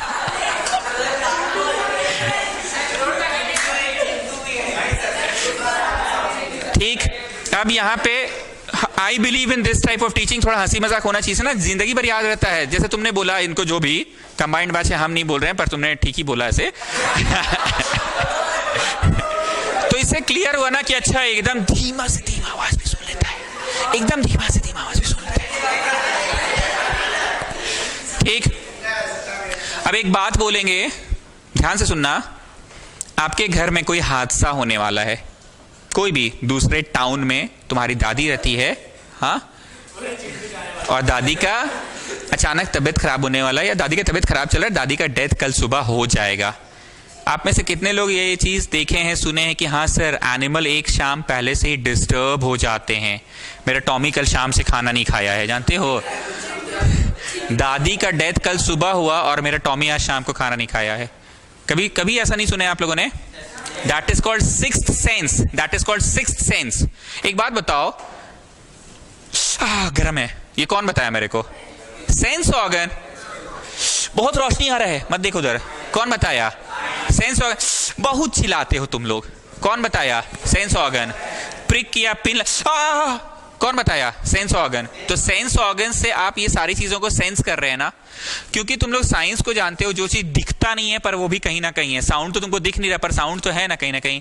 वैसे ही तुम्हारा जो पेट एनिमल होगा, अगर बहुत क्लोज है, वो 8 बार 10 बार तुम्हारी दादी से अगर मिल चुका है, वो सिर्फ उनको सूंघ ले एक बार, तो वो 10 साल बाद भी तुम्हारी दादी को मिलेगा ना, तो वो नहीं भौंकेगा उनको देखकर। Can you do you believe in this thing? तुम्हारा जो पालतू कुत्ता है, तुम्हारी दादी को बस एक बार सूंघ भी ले, 10 साल बाद भी तुम्हारी दादी आएगी ना, तो उसको देखकर वो नहीं भौंकेगा। नहीं पता है भाई ये बात तुम लोग को? सुनो, तुम कभी फ्रेंड के यहां जाना, उसका कुत्ता से तुमको डर लगेगा शुरू शुरू में, ठीक? बस ट्राई करना कि उसको 2-3 मिनट का तुम वक्त दो, वो तुमको सूंघ कर बस चला जाएगा। हंसते क्यों जी? सेहत से बात हो रहे हैं। वो तुमको सूंघ कर चला, पहले सुन तो लो रे भाई, तो सूंघ कर चला जाएगा। 2 मिनट बस पूरा एकदम जिगरा के साथ एकदम खड़ा रहो, सूंघ कर चला जाएगा, ठीक? अब तुम 5 साल बाद भी आना, वो कुत्ता से अब तुमको कोई डर नहीं, तुम देखना बिंदास जाना, तुमको नहीं सूंघेगा। अरे भावना नहीं समझते हो भाई। उसका सेंस ऑर्गन में छप गया है, लॉक हो गया है, वो समझ गया है कि अच्छा इससे हमको खतरा नहीं है। अब इसकी डेथ हो गई, मान लो कुछ साल बाद, कल सुबह होने वाली है, कल सुबह। तो आज दिव्यानी आपको नहीं बिलीव होता कि हाँ सर ऐसा मम्मी लोग के मुंह से बहुत बार सुने हैं कि फलानी की दादी का डेथ हो गया पर उनका कुत्ता शाम से ही खाना नहीं खा रहा था। आप भी नहीं सुना देती ये सब चीज? हम लोग आप लोगों से इसलिए बोल रहे हैं ना, हम लोग जितने यहाँ मिडिल क्लास वाले लोग हैं ना, ये लोग ये चीज जरूर सुने होंगे। हम भी ये सब चीज सुने, अपनी मम्मी और घर वालों से ही तो ये सब सुने हुए हैं। कौन सा हम बांट के हर चीज देखे ही हैं? तो ये उनका सेंस ऑर्गन्स ही है। तो सेंस ऑर्गन्स इतना स्ट्रांग होता है कि एक बार अगर किसी को सूंघ ले कर ले, उसके अराउंड कुछ भी अगर आने वाला भी है ना, तो उसे पता चल जाता है। क्या कोई अनबिलीवेबल बात है कि नहीं सर समझ पा रहे हैं आप? गर्म है तो इसको सेंस ही तो किए। बस फर्क इतना कि ये ऐसा सेंस ऑर्गन है जो हम लोग को रोज दिखता है, पर उनका जो सेंस ऑर्गन था अभी तक दिखा ही नहीं है, किसी को पता ही नहीं वो सेंस ऑर्गन कहां है आखिर। That is why it's called the sixth sense. We have got 5 sense organs. First skin, second, third. अच्छा स्किन हो गया। गांजा नहीं, छोला बन रहा है, गांजा। छोले बन रहे हैं कहीं पे गर्मा गर्म। जो जैसा होता है ना उसका सोच भी वही रहता है। छप गया दिमाग में, और मेरे दिमाग में छप गया chole. So coming back, range of hearing अब क्लियर है। अब आते इंफ्रासोनिक साउंड किसे बोलते हैं? Sound with frequency less than 20 hertz. इससे कम वाले को लिख दो, लेस देन 20 हर्ट्ज को गोल करो, लेस देन 20 हर्ट्ज को गोल करो। इंफ्रा याद रहेगा, इंफ्रा मतलब less than 20 hertz. Example, sound produce by rhinoceros, whale, elephants. ये लोग इतना कम आवाज का साउंड प्रोड्यूस करते हैं कि हमें सुनाई नहीं देता है, पर साउंड एक्चुअली प्रोडक्शन हो रहा है। अब आते हैं, एक क्वेश्चन है, it is observed that some animals get disturbed before the earthquake और एनी अदर नेचुरल डिजास्टर। सवाल ठीक से प्रिंटेड नहीं है तो ठीक से लिख लो। Sound it is observed that some animals get disturbed before earthquake और एनी अदर नेचुरल डिजास्टर। सवाल प्रिंटेड है, अब जवाब सुनिए। Before the start of main shock, earthquake produces low frequency infrasonic sound. Earthquake produces low frequency infrasonic sound. आगे लिखो, मेरा में प्रिंटेड नहीं है ठीक से। These infrasound waves, मेरे वाले में नहीं है, are out of our audible range. These infrasonic sound waves are out of our audible range. हमारे रेंज का, हमारे रेंज से बाहर का है, are out of our audible range, so we cannot hear, but animals are able to detect these waves and hence gets disturbed. Hindi में नहीं बोल रहे हैं, अभी आपको समझा ही दिया मैंने। अब आते हैं अल्ट्रासाउंड किसे कहेंगे। अल्ट्रासाउंड मतलब 20 हर्ट्ज से ज्यादा वाला कि कम वाला? 20,000 हर्ट्ज से ज्यादा वाला। Sound waves with frequency more than 20,000 hertz, underline करो मोर देन को, more than 20,000 hertz are called ultrasonic sound. Due to their high frequency, these waves have the following two property. Underline करो following two property, following two property, following two property. मिला following two property. Property number 1 में टिक लगा के VVI लिखो, property number 2 में भी टिक लगा के VVI लिखो। पहला, they have high power. They have दूसरा, they are able to travel in straight path even in the presence of obstacle, even in the presence of obstacle. अब सुनिए इसका क्या यूज है अल्ट्रासाउंड का। हम लोगों का जब घड़ी वगैरह नहीं चल रहा होता है या कुछ डस्ट आ जाते हैं, हम लोग घड़ी खोलकर what we do, फूक रहे हैं, इतना हाई प्रेशर से फूक रहे हैं कि साउंड इतना हाई प्रेशर से अगर निकलेगा तो उसके रास्ते में जितने डस्ट पार्टिकल्स हैं वो हट जाएंगे। मेनली हम लोग क्या करते हैं, डस्ट फ्री कर दो, देखो चलने लगेगा घड़ी, क्योंकि डस्ट की वजह से कांटा कहीं अटक रहा होगा, तो हम लोग उसको डस्ट फ्री कर रहे हैं। ओके, डस्ट फ्री किया, ये तो घरेलू उपाय है। लेकिन मान लो घड़ी में कोई बहुत छोटा सा हार्ड टू रीच प्लेस है। Can you understand the meaning of hard to reach place? घड़ी के कोई ऐसे कंपोनेंट है जहां तक तुम्हारी फूक भी नहीं पहुंच पा रही है, या तो पूरे कंपोनेंट्स को खोलकर बाहर करो तो फिर पजल हो जाएगा एक तरह का। इसलिए घड़ी दुकान वाला को देखते होगे कि आंख के सामने ना एक माइक्रोस्कोप टाइप का कोई चीज लगाता है, मैग्नीफाइंग ग्लास ऐसे पकड़ के, और फिर घड़ी ठीक कर रहा होता है। कभी नहीं देखा होगा, अदिति ने तो नहीं देखा होगा, पक्का देखे आप? इमेजिन कर पा रहे हैं क्या बोल रहे हैं? आंख के सामने एक सिंगल माइक्रोस्कोप टाइप का चीज लगाता है, मैग्नीफाइंग ग्लास ऐसे कर लेता है, और फिर भी जो भी है वो कर लेता है। तो हार्ड टू रीच प्लेस मतलब जहां पे देखा नहीं जा सकता, ठीक से पहुंचा नहीं जा सकता, वहां तुम्हारी फूक भी नहीं पहुंच रही है। सो व्हाट दे डू, ध्यान से सुनना, they take a liquid, what they do, they take a and they just dip the device in that liquid. अब तुम सोच रहे हो लिक्विड का मतलब पानी, पानी में घड़ी डाली मेरा इतना लाखों का घड़ी खराब हो जाएगा। नहीं, पानी नहीं बोले, एक फ्लूइड में डालता है, उससे तुम्हारा घड़ी नहीं खराब होगा। ठीक, अब उस फ्लूइड में सब तरफ से अल्ट्रासाउंड छोड़ा जाता है, अल्ट्रासाउंड छोड़ा जाता है। अल्ट्रासाउंड के रास्ते पे अगर कहीं डस्ट पार्टिकल आ गया या कहीं कोई वैसा पार्टिकल आ गया जो घड़ी को नहीं चलने दे रहा, जाम कर दिया है, तो अल्ट्रासाउंड में इतनी पावर होती है कि जैसे फूक में कैसे पावर थी ना पावर, वैसे अल्ट्रासाउंड उस डस्ट को उड़ा देता है। इस मैकेनिज्म को कहते हैं ultrasonic cleaning. What is this called? Ultrasonic cleaning. तो पहला देखिए वहां लिखा हुआ भी अल्ट्रासोनिक क्लीनिंग किसे कहते हैं। Ultrasonic cleaning is used to clean hard to reach place. Underline करो, hard to reach place. Can you get what I am saying? Hard to reach place. Example, electrical components, comma spiral tube etcetera. कोई गोल गोल गोल type का tube है, अब कैसे हाथ घुसा के साफ करोगे बोलो? फूक भी क्या घूम जाएगा तुम्हारा, फूक इतना प्रेशर है। एक सिंपल से बात बोलो, वैक्यूम पंप से घर काहे साफ करते हैं, मुझे बताओ तो जरा। बहुत गंदा है घर, वाह क्या बोल रहा, बहुत गंदा है घर। गजब लड़की हो जी, बोलो बहुत गंदा नहीं, बोलो हार्ड टू रीच प्लेस है, हार्ड टू रीच प्लेस है। तो एयर प्रेशर की मदद से उस डस्ट को टानते हैं कि फूक के भगा देते हैं? भगा देते हो कि टान के वो मशीन में आ जाता है। वैक्यूम पंप का काम क्या है? सच में कोई सफाई करता है कि बस एयर प्रेशर से टान लेता है? तो हमने पूछा कहाँ यूज करते, तो बोला बहुत गंदा रहता है। बहुत गंदा में कि हार्ड टू रीच प्लेस के लिए। ओके, तो वही चीज यहाँ पे है। Example, electronic components and spiral tube. Spiral मतलब जो गोल गोल है। Getting what I am saying? The object to be cleaned is placed in a cleaning solution. Clear है? And then ultrasound waves are sent into the solution. Due to vibrations at high frequency, the particles of dust, grease and dirt get detached and the object get thoroughly washed. सहमत हैं आप? Okay, second point, ultrasonic detection of defect of machines या defects of metals. अब ध्यान से सुनना, rail की पटरी बहुत ज्यादा लंबी होती है।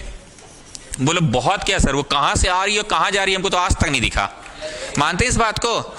अब रेल की पटरी जिसमें रोज ट्रेन्स गुजरेंगे और इतने सारे पैसेंजर्स का लाइफ का सवाल है, कहीं पे वो पटरी ऊपर नीचे हो गया because of wear and tear, रोज ट्रेन चलता है, कहीं का कुछ टूट गया, क्या लगता है एक दिन में पता चलता है कि वो हल्का हल्का क्रैक हो रहा था? जब तक कुछ मेजर दुर्घटना नहीं हो जाती हम लोगों को थोड़ी समझ में आता है।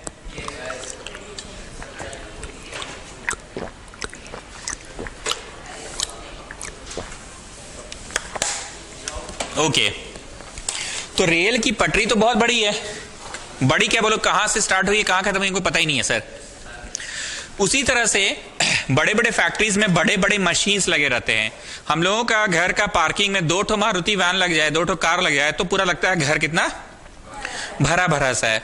आप कभी डिस्कवरी चैनल्स में देखना, जहां गाड़ियों का प्रोडक्शन होता है, असेंबलिंग होता है, वहां कम से कम लाइन से इतनी गाड़ियां लगी रहती है। डिस्कवरी चैनल में अगर आप देखते होंगे तो कितने बड़े बड़े यूनिट्स होते होंगे, सोचो तो एकर्स ऑफ लैंड में वो मशीन्स का सारा असेंबलिंग होता होगा।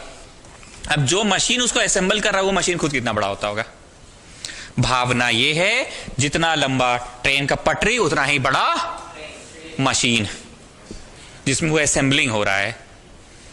तो क्या तुम उस मशीन को बस ऐसे ही रोज सीपीयू है क्या देख लिया, हाँ भाई सब ठीक है चालू कर दे, क्यों मशीन ही एक कमरा के साइज का होता होगा। तो तुमको क्या डेली आकर तुम आधा घंटा पहले रुको, वंडरफुल, नाइस, ऑल गुड, हाँ nuts bolts everything is okay, greasing हाँ एवरीथिंग इज ओके, कि रोज इतना देखना पॉसिबल नहीं, कोई ऐसा थोड़ी सा आपका कैमरा का स्टैंड जैसा छोटा है सर, ठीक। भावना यह है कि जितनी बड़ी पटरी उतना ही बड़ा बड़ा बड़ा बड़ा बड़ा बड़ा मशीन्स होते हैं। कहीं पे इस पटरी में आगे चलकर क्रैक आ गया है, हल्का सा मेटल टूट गया है, क्रैक आ गया है, या पटरी उखड़ ही गया है।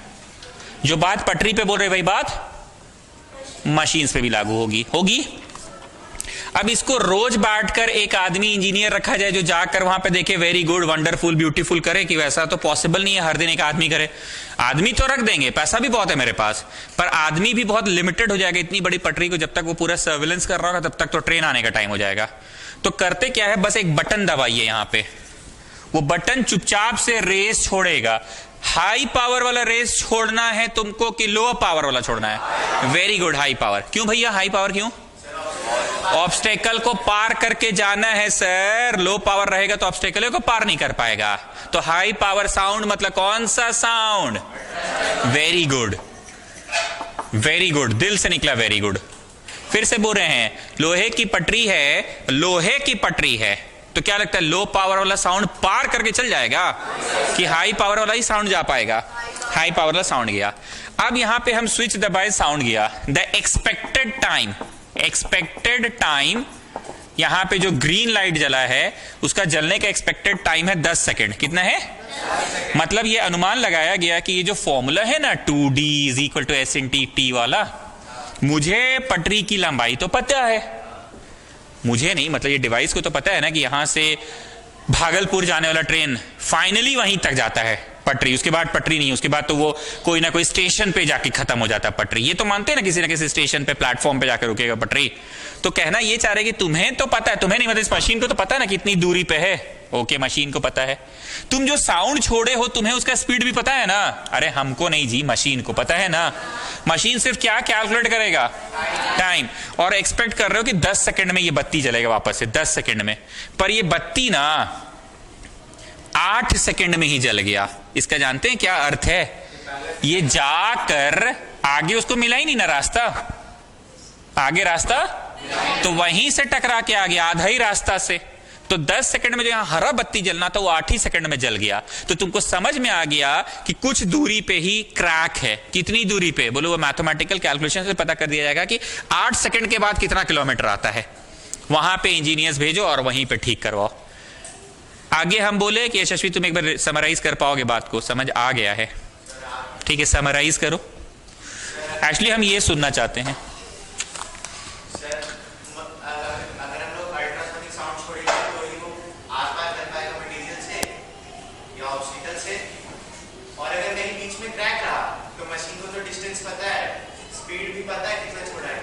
बस यही सुनना था। मशीन को तो डिस्टेंस भी पता है, मशीन को स्पीड भी पता, क्योंकि साउंड मैं छोड़ रहा हूं तो मुझे तो अपनी स्पीड पता है ना, मैं नहीं, मतलब मशीन को तो पता ही है। बस वो मशीन क्या कैलकुलेट कर देगा कि 10 सेकंड आना चाहिए था, अनुमानित टाइम में बेटा 8 ही सेकंड में आ गया। तो ये चीज से हम लोग पता कर लेते हैं कि डिफेक्ट कहां है। अब इतनी बड़ी बड़ी जो पटरियां बोली, अभी बड़ी बड़ी क्या ले लो, मशीनें ले लो। वो मशीन को एक बार स्कैनर की तरह टच करा, अच्छा इधर कुछ प्रॉब्लम है मशीन में, अब हम चढ़ाएंगे, चिट्टू जरा चढ़ के देखो तो कहीं नट ढीला है क्या, मतलब एग्जाम्पल समझे। तुम बैठ के आंख से देख रहे हो कि मशीन एक अनुमान लगा देता है कि इस तरफ कहीं कोई क्रैक आ गया है। क्रैक मतलब पूरा टूट ही गया होगा, कि पूरा टूटा भी नहीं भी होगा ना सर, यहां पे क्रैक आ गया, अब साउंड जा ही नहीं पा रहा आगे। So can you understand what I am saying? Okay, तो आइए, ultrasonic detection of defect in metals. Detection मतलब क्या, पता करना, क्या चीज को पता करना, डिफेक्ट इन मेटल्स। चलिए, द क्रैक्स और डिफेक्ट्स में reduce the strength of the structure in which it is use. वहां मेरा प्रिंटिंग नहीं है ठीक से क्लियर, मतलब वो मशीन का आयु कम कर देगा ना, धीरे धीरे लोहा में अगर जंग लग जाएगा तो आयु तो कम हो रही है ना। Okay, such defects are not visible from outside, are not visible from. Ultrasonic sound can be used to detect such defects. Ultrasonic waves are allowed to pass through the metal block and detectors are used to detect transmitted disease. Detector लगाया गया, वो क्या detect करेगा, waves को detect करेगा। If there is even a small defect, even if there is a small defect, then the waves get reflected back and does not reach the detector. मतलब हम क्या बोले थे, दरभंगा, कोई स्टेशन का नाम लिए थे ना, भागलपुर। भावना समझो, तो भागलपुर पहुंचा कि भागलपुर से पहले ही आ गया, तो वही चीज बोल रहे हैं, are not do not reach the Bhagalpur, do not reach Bhagalpur. Bhavana clear? Okay, this indicates the presence, वो गलत टाइपिंग हो गया, उसको सुधार लो, दिस इंडिकेट्स होगा, ठीक है। This indicates the presence of a defect, this indicates the presence of a defect. Ordinary sound waves of longer wavelength cannot be used for such purpose as it will bend across the corners of defective location and he is the detector. जो ordinary है ना, वहां से लेके यहां तक ऐसे बना के VVI लिखो, और इसका हिंदी में अर्थ यह है कि ऑर्डिनरी वेव मत यूज कीजिए। कौन सा वाला यूज कीजिए, अल्ट्रासाउंड, क्योंकि पावर भी बहुत होना चाहिए। कहां से कहां तक, ऑर्डिनरी से स्टार्ट करो और कहां तक खत्म करो, डिटेक्टर तक। फिर से पूछ रहे, ऑर्डिनरी वेव क्यों नहीं यूज कर सकते हैं, ऑब्स्टेकल को पार ही नहीं कर पाएगा वो ना। मेडिकल एप्लीकेशन, पहला मेडिकल एप्लीकेशन है। अच्छा, ये जो हम लोग घड़ी साफ कर रहे थे वो मेडिकल एप्लीकेशन था कि वो इंजीनियरिंग वाला एप्लीकेशन था? रेलवे में क्रैक को जो पता किए वो मेडिकल वाला था कि इंजीनियरिंग वाला था? अब आते हैं नेक्स्ट, इकोकार्डियोग्राफी या अल्ट्रासोनोग्राफी। दोनों तीनों मैं समझाऊंगा, बहुत ध्यान से सुनना। हम लोगों के, भगवान न करे किसी को, पर किसी के स्टमक में स्टोन्स हो गया है। क्या हो गया? स्टोन। स्टमक में स्टोन हो गया या गॉल ब्लैडर में स्टोन हो गया। स्टोन होने का मतलब हम पहले क्या समझते थे, सुनो कितना बुड़बक थे हम, इसलिए हम तुम लोग को ट्राई करते हैं कि तुम लोग मेरे से ना बनो। सोडियम क्लोराइड NaC नहीं बताए हैं हम, मारी थी चट से।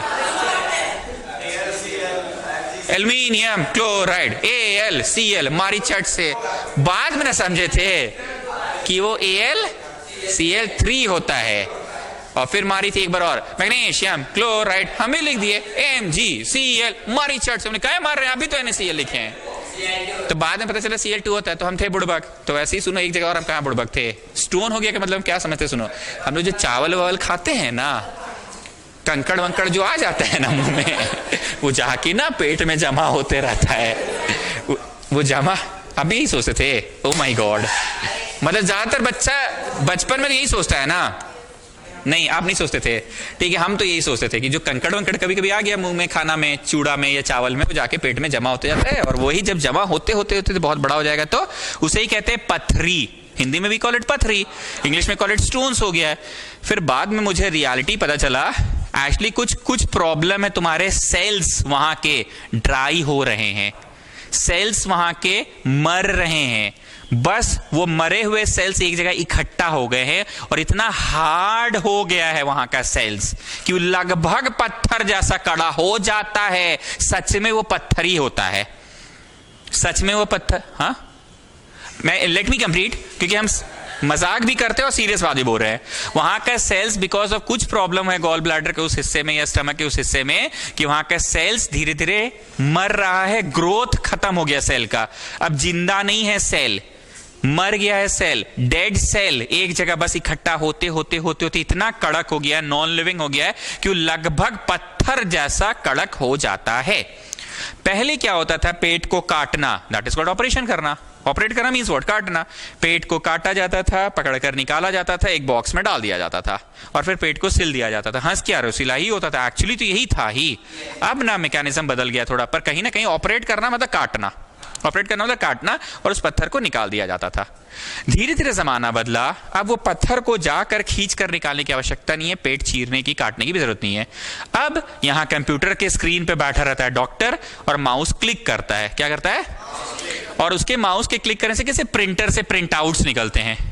तो कंप्यूटर की चीज वहां प्रिंटर के अंदर घुस कैसे गया? अरे पगला, घुसता नहीं है, सिग्नल भेजता है उसको। नहीं, हम यहां लिखे कागज वहां से निकल रहा है, एकदम देहात से आए हो। वो सिग्नल भागलपुर से आए हो, सिग्नल्स भेजता है। तो वैसे ही डॉक्टर वहां बैठता है और वो एक माउस क्लिक करता है और यहां पे एक एपरेटस होता है, that is called laparoscopic एपरेटर। Laparoscopic surgeon का नाम सुने ही होंगे आप। लैप्रोस्कोपिक का नाम का मतलब है कोई काट पीट नहीं होगा, वो डिवाइस बस यहाँ आके सट जाएगा। हम जानबूझ के प्रिंटर बोले ताकि समझ में आए कि डॉक्टर वहां क्लिक करेगा और यहाँ कागज का प्रिंटिंग हो रहा है, तो थोड़ा एक बार अजीब लग रहा है। वहां दबाया, यहाँ प्रिंट कैसे निकला, वो भी कागज छप के निकल गया। तो हम मजाक में भी काम की बात बोलते हैं कि एकदम देहातियों का नहीं समझ में आ रहा है, सिग्नल्स भेज रहा है। तो ऐसे ही लैप्रोस्कोपिक सर्जन का काम होता है लैप्रोस्कोपिक डिवाइसेस के थ्रू। लैप्रोस्कोपिक मतलब जिसमें काट चीट ना करना पड़े, वो बस क्लिक करेगा और डिवाइस को बस एक्सटर्नल डिवाइस से हटा दिया गया।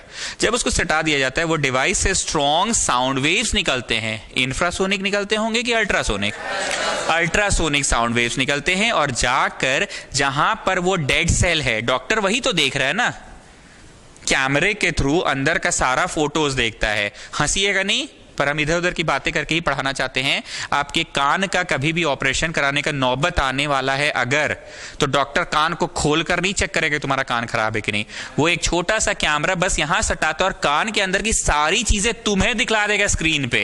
वो तुम्हें दिखा देगा, देखिए यहाँ पे जो स्पॉट दिख रहा है, जो लाल हो गया है ना, यही वाला जगह को ऑपरेट करेंगे हम लोग। ऐसा मेरे साथ एक बार एक्चुअली हुआ है, इसलिए मुझे ये पता है। एक छोटा सा पेन का जो लिड होता है ना, लिड रिफिल, बस उतना यहां सटाता है और कान के अंदर का सब कुछ। सर कान के अंदर अंधेरा होता है ना? हाँ, भी सोचते अंधेरा होता है, पर वो लाइट है कि क्या है पता नहीं, सब कुछ यहां स्क्रीन पे दिखला देता है। Coming back to my topic, जिस तरह से कान के अंदर का सब चीज उसके स्क्रीन पे देख सकता है एडवांस टेक्नोलॉजी के कारण, वैसे ही पेट के अंदर कहां पे जाके वो अल्ट्रासाउंड को मारना है, उसको पहले ही यहां स्क्रीन पे वो क्लिक करता है और वो अल्ट्रासाउंड जाके उसी पत्थर को हिट करेगा और पत्थर छोटे छोटे टुकड़ों में बंटकर पेट में ही रहेगा। काट छीट करके तो निकाले नहीं, आज से ना 20 साल पहले काट कर निकाल देता था और डिब्बा में डालकर तुम्हें दे देता था, देखिए यही पत्थर था आपके अंदर। हाँ, हंसते क्यों हो? बहुत बड़ा होता है तो निकाल कर दे देता है, अदरवाइज वो पत्थर वहीं पे है। अब पथरी का ऑपरेशन के बाद डॉक्टर बोलता है प्लेंटी ऑफ वाटर पीजिए, जितना ज्यादा पानी पी सकते पीजिए, या पानी वाला ही वैसे चीज खाइए, जैसे एक दो खीरा एनीथिंग एल्स, वाटरमेलन, ये सारे पानी वाले होते हैं। फूड भी वैसे लीजिए जो हाइड्रेटेड रखे कि नहीं, शरीर में जितना ज्यादा पानी जाएगा, शरीर उतना ज्यादा पानी को निकालना भी चाहेगा। जाना है कहीं? ठीक है, जाइए। शरीर उतना ज्यादा पानी को निकालना भी चाहेगा यूरिन के थ्रू। तो डॉक्टर ने उस पत्थर को तो निकाल कर दिया नहीं, उसने तो बस चूर चूर कर दिया। तो तुम जितना ज्यादा पानी पियोगे वो यूरिन के रास्ते 2-3 महीनों में निकल जाएगा। इसलिए जिनकी पथरी की ऑपरेशन होती है उनको डॉक्टर बोलता है स्पेशली आप खाना खाए नहीं खाए, उठ के पानी जरूर पीजिए। Is that okay? तो अल्ट्रासाउंड ही क्यों बोलो, अल्ट्रासाउंड इतना पावरफुल है कि उसको जाके चूर चूर कर देता है, पहले निकाल कर देता है doctor. So that is because of ultrasonic sound के कारण हुआ। अब आगे सुनो, आप में से कितने लोगों को लगता है कि सर आप बहुत ही एकदम घरेलू भाषा में साइंस पढ़ाते हैं? घरेलू भाषा में पढ़ाते हैं तो एक और घरेलू भाषा में सुनो। तुम खेलते खेलते तुम्हारा हाथ मुड़ गया, कड़ाक से आवाज किया, तो तुम घर जाके बोलते हो, मम्मी लोग पहला लाइन क्या बोलती है? एक्सरे कराना होगा। कुछ भी हो एक्सरे, यही शब्द है। एक्सरे शब्द का फिर प्रयोग सबसे ज्यादा इसलिए होता है क्योंकि सबसे पहले डिस्कवर एक्सरे ही हुआ था, इसलिए कुछ भी हो तो एक्सरे। वो अल्ट्रासाउंड कराने का भी नौबत आएगा ना, मम्मी लोग बोलेगी एक्सरे। पापा सुबह घर से बाहर निकल रहे होंगे, तुम बोलोगे पापा रात को सर्फ ले आइएगा। बेटा कौन सा सर्फ? निरमा सर्फ। बेटा कौन सा सर्फ? Tide Surf. बेटा कौन सा सर्फ? हेनको सर्फ। बेटा कौन सा सर्फ? घड़ी सर्फ, सर्फ एक्सेल सर्फ। हम लोगों के यहाँ सब चीज को क्या बोला जाता है? सर्फ। सब सर्फ ही हम लोगों के यहाँ। एक्चुअली सर्फ एक कंपनी का नाम था जो सबसे पहले डिटर्जेंट पाउडर बनाना स्टार्ट किया, और हम लोग सब चीज को, सारे डिटर्जेंट्स पाउडर को ही सर्फ बोल देते हैं। भूख लगा है मैगी खाएंगे, अरे नूडल्स खाओगे, मैगी को कैसे खाओगे? यहां पे भी बात क्या हुआ, सबसे पहला कंपनी जो भारत में नूडल्स बनाकर लाया उसका नाम था, तो सब लोग बोलने लगा मैगी खाएंगे। हम लोग जाते हैं जेरोक्स करा के आते हैं, अरे पगला जेरोक्स नहीं कराते हैं, फोटोकॉपी कराते हैं। जेरोक्स तो उस कंपनी की नाम थी जिसने पहला मशीन बनाया था, फोटोकॉपी वाला मशीन, उस कंपनी का नाम था जेरोक्स, पर हम लोग क्या बोलते हैं? जेरोक्स। पता है इनके घर में ना क्या मस्त मस्त सनमाइका लगाया है फर्नीचर में इन्होंने। सरमाइका नहीं बोला जाता, उसको लैमिनेट्स बोला जाता है। सनमाइका तो एक कंपनी की नाम थी जो सबसे पहला बार लैमिनेट्स बनाया था। सेंचुरी का लैमिनेट, ग्रीन प्लाई का लैमिनेट, और एक दो कंपनी का नाम बोलो। प्लाईवुड का लैमिनेट, ठीक ही तो बोल रहा है, प्लाईवुड भी एक कंपनी का नाम है, पर हम लोग सब चीज को प्लाईवुड ही बोल देते हैं। मैंने यहाँ पे क्या बोलना चाहा, कुछ भी होगा, पर मम्मी लोग क्या बोलेगी? एक्सरे कराना। वो एक्सरे नहीं हो रहा है उसका, वो अल्ट्रासाउंड भी हो रहा है, लेकिन बोलेगी एक्सरे। कैसे? सर्फ नहीं आ रहा है, घर में निरमा आने वाला है, टाइड आने वाला है, लेकिन फिर भी सर्फ। तो आगे से कम तुम लोग सही बोलना। जानता है उसके घर में ना टाटा स्काई लगा है एयरटेल कंपनी का, कभी नहीं बोलते हैं डीटीएच कनेक्शन लगा है एयरटेल कंपनी का। टाटा स्काई कंपनी का डीटीएच लगा है, सेट टॉप बॉक्स लगा, नहीं बोलते लोग। क्या बोलते हैं? उसके घर में टाटा स्काई लग गया, क्योंकि सबसे पहले डीटीएच कंपनी भारत में कौन था? टाटा स्काई प्ले हो गया, लेकिन देखना भारत में टाटा स्काई बोलते हैं लोग। देखो मेरे मुंह से टाटा स्काई निकला। कमिंग बैक, तो ये हाथ टूट गया। सरल भाषा में डॉक्टर इस जगह के हड्डियों का फोटो करवाना चाहता है। सरल भाषा में वो फोटो कराने के लिए तुम्हारा हाथ को एक मशीन के ऊपर रखेगा, कोई अंधकार नहीं करेगा, एक मशीन आएगा, यहां सटाएगा, उस मशीन से कुछ रेज निकलते हैं, और उन रेस के रास्ते में अगर हाथ आ गया तो यहां से वो रेस पार हो पाएंगे कि जहां जहां नहीं आया वहां से पार होंगे बस। बाकी जगह से तो नहीं होगा, तो बाकी जगह से वो बेंट होके निकल जाएगा। जहां जहां हड्डी आ गई, बोन्स आ गया, वहां से रेस तो नहीं पार हो पाएगा। तो अब ये रे की हड्डियों की छवि बन जाएगी। उस छवि को हम लोग एक प्लेट पे देखते, that is called X ray plate. अब उस एक्सरे प्लेट में छवि बना कि यहां का मेरा हड्डी ना थोड़ा क्या हो गया, तो डॉक्टर उसको देख कर ऐसे बताता है, देखिए यहां वाला जो हड्डी है ना आपका, ये मुड़ गया है। तो हम लोग ऑपरेट करके क्या करेंगे, इस हड्डी को ऐसे बांध के रख देंगे 6 महीना के लिए, तो अपने आप वो बंधा हुआ रहेगा, जिसको प्लास्टर बोलते हैं। प्लास्टर क्या है? वो बांध कर एक तरफ कर देना बस। तुम रोज जैसे हिलाओगे, इसके से लड़का तो और हिलाएगा, तो इसलिए उसको बांध के रख दिया। वो over a period of time हड्डी अपने मुड़ के इधर सीधा हो जाएगा। इसमें पढ़ाई की बात क्या थी? वो जो फोटोग्राफी करवा रहे हैं ना, that photography is called X ray. अब आगे चलकर क्या देखा साइंटिस्ट लोगों ने, कि हर जगह का फोटोग्राफी हो नहीं पा रहा है। पेट का कोई अंदर का ऑर्गन का फोटोज ही नहीं आ रहा है एक्सरे प्लेट पे। तो सोच रहा है एक्सरे से भी पावर वाला कोई रेज का इस्तेमाल अगर करे, जो उन ऑर्गन्स को छेद करके चल जाए और एक जगह तक जाए। बाकी क्या, ऑर्गन्स को छेद नहीं करके जा ही नहीं पा रहा था अंदर तक, लौट के आ जाता था, तो अंदर का फोटो बना पाता था कि फोटो नहीं जनरेट कर पाता था। तो उसके लिए उन्होंने पावर वाला, कौन सा पावर भैया? अल्ट्रासाउंड का यूज किया। अब समझ में आया कि अल्ट्रासाउंड भी एक तरह का फोटोग्राफी है, और हम लोग के भारत में शरीर का कहीं का भी फोटोग्राफी हो तो एक्सरे, माथा का भी एक्सरे ही होता है हम लोग के यहाँ। MRI बोलते हैं उसको, MRI। और चेस्ट का मतलब कार्डियो, तो कार्डियोग्राफी होना चाहिए। फोटोग्राफी वैसे कार्डियोग्राफी, पर हम लोगों के देश में चेस्ट का भी एक्सरे होता है। समझ में आया?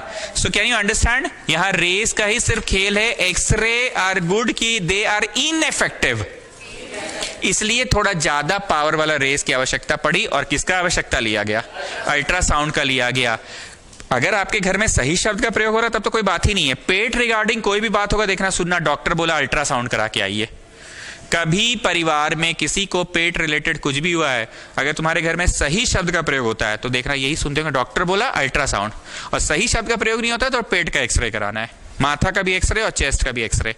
पर चेस्ट के लिए एक शब्द है कार्डियोग्राफी, फोटोग्राफी वैसे कार्डियो, यहां के लिए MRI। चलिए अब आते हैं वापस से मेडिकल ना, मेडिकल था ना, हाँ मेडिकल में पहला है इको कार्डियोग्राफी। इको का मतलब बहुत बार साउंड जहां तहां टकरा के वापस आएगा, कार्डियो मतलब हार्ट, और ग्राफी मतलब फोटोग्राफी। पहला, it is a technique in which ultrasonic waves are used to reflect from various parts of the heart and form the image of heart. यही मेन काम की बात है, इमेज ऑफ हार्ट बनाने के लिए यूज होता है। इमेज ऑफ हार्ट को अंडरलाइन करो। Next is ultrasonography. It is a technique which is used to develop images of internal organs. Underline करो इंटरनल ऑर्गन्स, मतलब हार्ट वाला के लिए कि नहीं, हार्ट वाला का अलग नाम है, का अलग नाम है, इंटरनल ऑर्गन्स। अब वो कौन कौन से ऑर्गन से अंडरलाइन करते जाना, liver, kidney, gall bladder, stones in gall bladder और tumour. In this technique, the ultrasonic wave travel through the tissue of the body and gets reflected from a region where there is change of tissue density. These waves are then used to generate electrical signals which generate electrical images of the organs. क्या क्या काम का बात लिखना है, फिर से पढ़ रहा हूं। In this technique, ultrasonic waves travel through the tissue. Underline करो, travel through the tissue. हम तुमको सेल बोल रहे थे, यहाँ टिश्यू लिख दिया है। Group of cell is called tissue, okay? And get reflected from a region. Gets reflected रिको कहां से, वो भी सुनना। From a region where there is change of tissue density. Underline करो, change of tissue density मतलब नॉर्मल से ज्यादा density में चेंजेस कहां है, बोला जहां हड्डी टूट गया होगा या सेल्स इकट्ठा हो के कुछ ट्यूमर का रूप ले लिया होगा, तो ऑर्डिनरी स्टोन ही बन गया होगा। तो उस जगह जितना होना चाहिए उतना है कि डेंसिटी बदल गया, घनापन बदल गया, घनापन बदल गया तो वहां से रिफ्लेक्ट होकर आ गया, तो फोटोग्राफी तो उतर ही आएगा उसका। Okay, there is change in tissue density. These waves are used to generate electrical signal. Underline करो, जनरेट इलेक्ट्रिक सिग्नल। उसके बाद अंडरलाइन करो, generate image of the organ. Main मकसद क्या है, image of the organ. Main मकसद क्या है, वो गॉल ब्लैडर है कि किडनी है कि स्टोन है, image of the organ. These images are then displayed on a monitor or on a film. Underline करो, on a monitor or on a film. पहले जमाना में मॉनिटर हुआ करता था सभी डॉक्टर्स के पास कि एक्सरे प्लेट दे देते थे हम लोग को, ले जाइए घर। अरे नहीं देखे एक्सरे प्लेट्स, पर आजकल तो मॉनिटर पे ही दिखला देता है। सबको एक्सरे प्लेट देता भी नहीं आजकल डॉक्टर, वो अपने रिकॉर्ड्स में रख लेता है एक्सरे। नहीं, अब नहीं देता है। आप क्या करिएगा इसको ले जाके, देता है, पर आजकल तो मॉनिटर में तुरंत 10 मिनट रुक जाइए, 10 मिनट में दिखा देता है, तुरंत दिखा देता है ना। Okay, now third point, ultrasound are used to break small stones formed in the kidney. Agree करते हो? Okay, now the question is explain how bats used ultrasound to catch prey. चमगादड़ को दिखता नहीं है, पता है ना, रात के समय, तो वो अपना प्रे, PREY, प्रे का मतलब पता है ना, जैसे हिरण का प्रीडेटर कौन है, शेर, और शेर का प्रे कौन है, हिरण। अब समझे प्रे का मतलब, जो ईगल है वो मान लो आकर स्नेक को खा रही है, तो प्रे कौन हुआ, और प्रीडेटर कौन हुआ, ईगल हुआ। तो वही बोल रहा है कि बैट्स अपना प्रे को कैसे ढूंढता है। बैट्स एक्चुअली करता क्या है ना, उसको दिखता नहीं है, बस वो अंधकार में साउंड छोड़ता है अपना मुंह से। कभी चमगादड़ का आवाज सुने हो? शहर में भी सुनाई देता है चमगादड़ का आवाज। कभी रात को कहीं पार्टी वार्टी से हम लोग लौट रहे होते हैं सुनसान इलाका से, तो चमगादड़ का आवाज सुनाई देता है। नहीं, वो साउंड नहीं जो आप बोल रहे, वो नहीं, चमगादड़ का प्रॉपर के ऐसे करके आवाज आता है, वो वाला। सो कमिंग बैक, वो प्रे बस क्या करता है, उसे दिख तो रहा नहीं है, बस वो साउंड छोड़ रहा होता है। मान लो हम अपना आंख बंद करके, हम नहीं बोल रहे हैं, हाँ आयुष तुम कुछ बोलो, हेलो बोलो, मिश्रा जी आप बोलिए, इधर वाले कोई कुछ बोलो, तीनों एक बार में हेलो बोलो, तो फिर से बोलो, फिर से बोलो। क्या मैं आइडेंटिफाई कर पाऊंगा कि ये साउंड इधर से आ रहा था, ये थोड़ा इधर दूर से आ रहा है? पर बोलो, आपको तो आदत नहीं है, फिर भी आप 2-3 दिन के प्रैक्टिस से आइडेंटिफाई कर लीजिएगा। बोलो फिर, तीनों जन बोलो तो। हाँ, इधर वाला थोड़ा दूर से आ रहा है, ये पास है, ये और पास है। मतलब बैट यही करता है, बैट बस साउंड छोड़ता है और वो साउंड जाके हर जगह टकरा रहा है, और टकरा कर रिफ्लेक्ट होकर जिस जगह से रिफ्लेक्ट होकर आया ही नहीं, मतलब वो जगह आगे खाली है और जिस जगह से टकरा कर वापस आया वो जगह कुछ मिल सकता है, पेड़ पौधा है अगर तो वहां पेड़ पौधा पे कोई कीड़ा मकोड़ा मिल जाएगा। इधर से टकरा कर आया, कोई बड़ा ऑब्स्टिकल है, पहाड़ है, तो चांद से वहां कुछ मिल जाए, लेकिन इधर से तो साउंड वापस ही नहीं आया, तो बहुत आगे जाना पड़ेगा, तो चांद से फिर मिलेगा और लगातार उड़ने के क्रम में वो आवाज प्रोड्यूस करता रहता है। तो इस तरह से वो लोकेट एग्जैक्टली करता है कि कहां पे बढ़ना है उसे, और बढ़ने के बाद तो फिर वो मुंह मार के ही देखेगा कि खाना क्या चीज है कि नहीं है। So can you understand? Okay, तो अब क्वेश्चन देखिए, bats can produce and receive, produce and receive को अंडरलाइन करो, produce and receives ultrasonic waves. During its flight, bat emits ultrasonic waves. The bat receives these waves after being reflected. Underline करो, receives these waves after being reflected. Receives these waves after being reflected from any obstacle in the path. From the nature of the reflected wave, they get information about the obstacle or prey. Underline क्या करना पता है? From the nature of reflected wave को underline करो. From the nature of reflected wave को underline करो. From the nature of reflected wave, they get the information about the obstacle or prey. अब आते हैं सोनार मेथड क्या है। ये तो आपको पहले ही पढ़ा दिया सोनार मेथड क्या है। सोनार को टिक मारो और लिखो VVI फॉर एग्जाम, वो पूरा डिस्क्राइब करने आता है, VVI फॉर एग्जाम। और पीछे जाओ पेज नंबर 3 में कंडीशंस नेसेसरी फॉर इको मारो, टिक मारो VVI for exam, conditions necessary for echo. वो पढ़ाने के स्टाइल से ही समझ आ गया था, वो जो 4 पॉइंट्स नहीं था। कौन सा पेज नंबर में है? पेज 4 में है, कंडीशंस नेसेसरी फॉर इको, मिला ना? वो पढ़ाने के स्टाइल से ही समझ में आ गया था। चलो आ जाओ वापस। Sonar stands for sound navigation and ranging. It has device that uses ultrasonic waves to measure the distance and speed of underwater objects like icebergs, hills, etc. Underline करो अंडरवाटर ऑब्जेक्ट्स। उम्मीद करते हैं आप एक एक शब्द से सहमत हैं, और आगे बढ़ो। अंडरलाइन करो आइसबर्ग, अंडरलाइन करो hills. Principle, it uses the principle of echo, underline करो प्रिंसिपल ऑफ इको। उम्मीद करते हैं सब पढ़ा दिया, सहमत है ना आप इससे? Use the principle of echo. आगे सुनिए, a transmitter and a detector is installed in a boat. हम तभी हंस रहे तो खुद बोट लिख दिया, शिप करो उसको। छोटा सा नौका में घूमोगे तुम, समुद्र का गहराई नापने निकले हो? हाँ, नौका लेके निकलोगे, उसमें मशीन भी नहीं मिलेगा, नौका लेकर निकलोगे।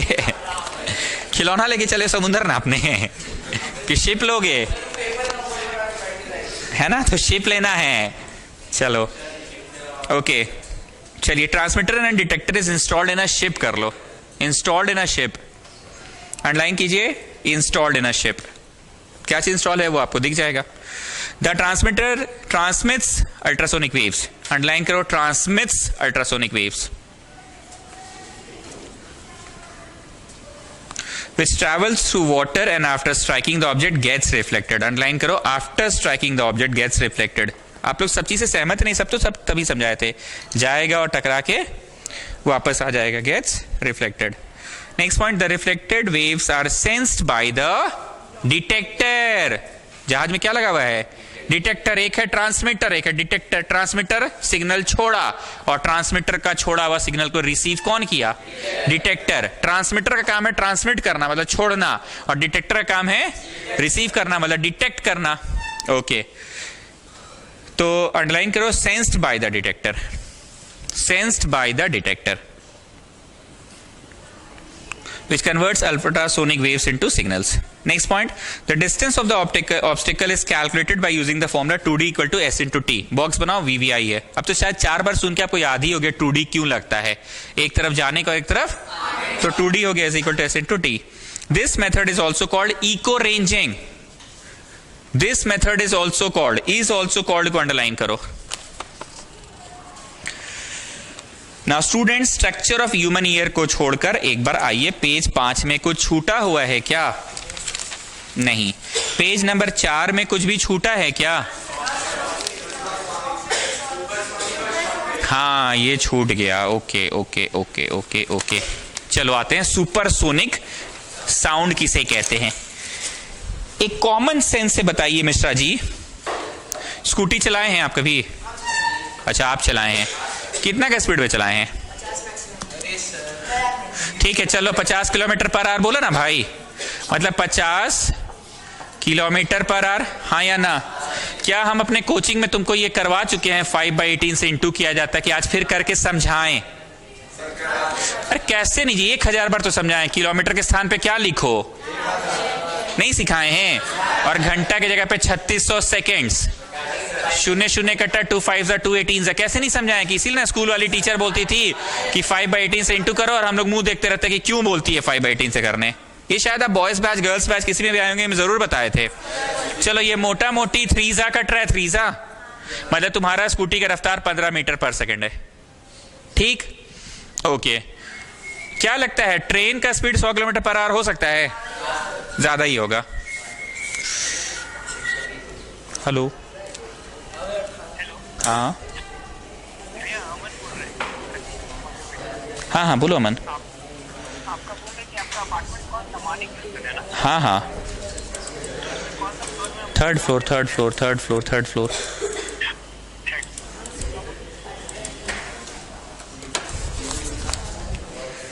ओके, सो कमिंग बैक, अगर यहां पे हम लोग 100 रखते तो यहां 100 आ जाता। 18 6 कितना होता है? 108,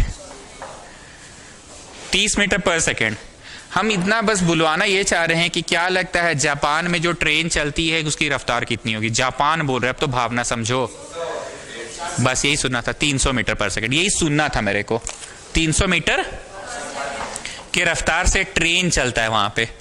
उसको 18/5 से इंटू कर लेना तो तुमको समझ में आ जाएगा कि किलोमीटर में क्या रफ्तार है उसकी। क्या है बताओ, काट के बोलो। 16 × 18 108 कि 1080। माय गॉड, इतना रफ्तार!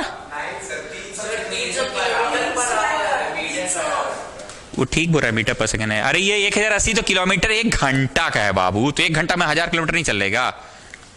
एक बात तो यहाँ से कलकत्ता कितना दूर है? 400 किलोमीटर है।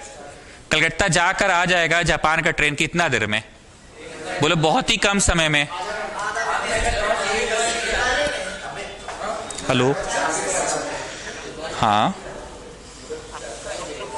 3A।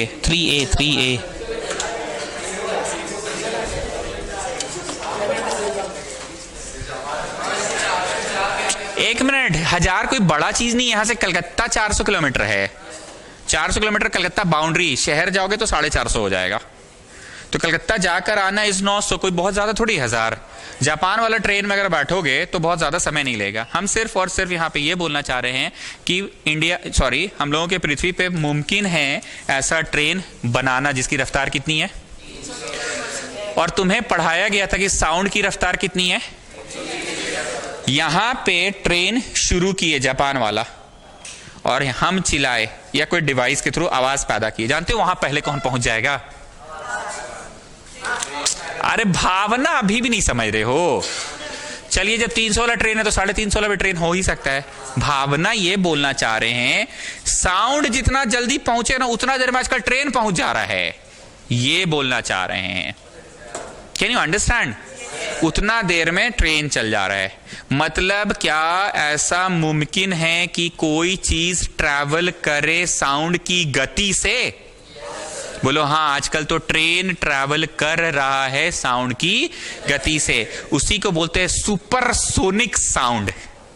Supersonic sound. आइए, when the speed of an object exceeds the speed of sound. कुछ क्लियर हो रहा है? तो जिगजैग करके अंडरलाइन करो, exceeds the speed of sound. हमको एग्जैक्टली नहीं पता है, पर हमको लगता है जापान का ट्रेन 350 300 की रफ्तार से चलता ही होगा। तो अब ये मुमकिन हो पाया है कि कोई चीज ट्रैवल कर ले कितना तेज गति से? साउंड से भी तेज। मतलब यहां अगर हम बोले या कोई एक डिवाइस से आवाज निकला और यहां से ट्रेन छूटा तो वहां तक ट्रेन पहुंच जाएगा, साउंड नहीं पहुंचा अब तक। मतलब उस बंदे को मेरा डिवाइस से जो साउंड निकल रहा है वो सुनाई नहीं दे रहा है, पर ट्रेन जाके पहुंच चुका है। ट्रेन आ गया पर आप कब चिल्लाए? हम लोग को तो अभी तक सुनाई नहीं दिया। Can you understand what I am saying? तो उस रफ्तार को क्या कहते हैं? Supersonic speed. So what is supersonic speed? When the speed of an object exceeds the speed of sound, it is said to be traveling with supersonic speed. Example, bullet, jet aircrafts. Jet aircraft तो सहमत हो ना? Okay. अब आते हैं shock waves. क्या होता है शॉक वेव्स, ध्यान से सुनिएगा। अभी हम थोड़ी देर पहले क्या बोले, टेलीविजन में एडवर्टीजमेंट दिखाता है म्यूजिक सिस्टम का, ढिक चिक ढिक चिक ढिक चिक ढिक चिक, और पड़ोसी का शीशा टूट के गिर गया। क्या लगता है, इससे ये साबित होता है कि साउंड जब चलता है तो वेव्स छोड़ता है, और अगर वो वेव्स के रास्ते में कोई कमजोर शीशा आ जाए तो शीशे का टूट कर गिरना नॉर्मल बात है, क्योंकि वेव्स है ना। जब कोई चीज सुपरसोनिक स्पीड से चल रहा है, सुपरसोनिक स्पीड मतलब समझ गए, एकदम जुई, मतलब बोले नहीं, 1 सेकंड हुआ नहीं कि 300 किलोमीटर चल लिया, तो उस समय वो चारों तरफ वेव्स छोड़ता है। उन वेव्स को शॉक वेव्स बोलते हैं।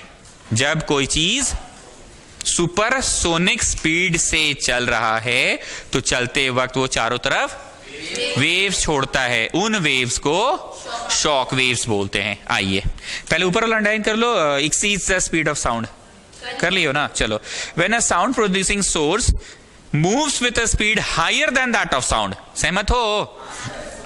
करो, moves with a speed higher than that of sound, underline करो।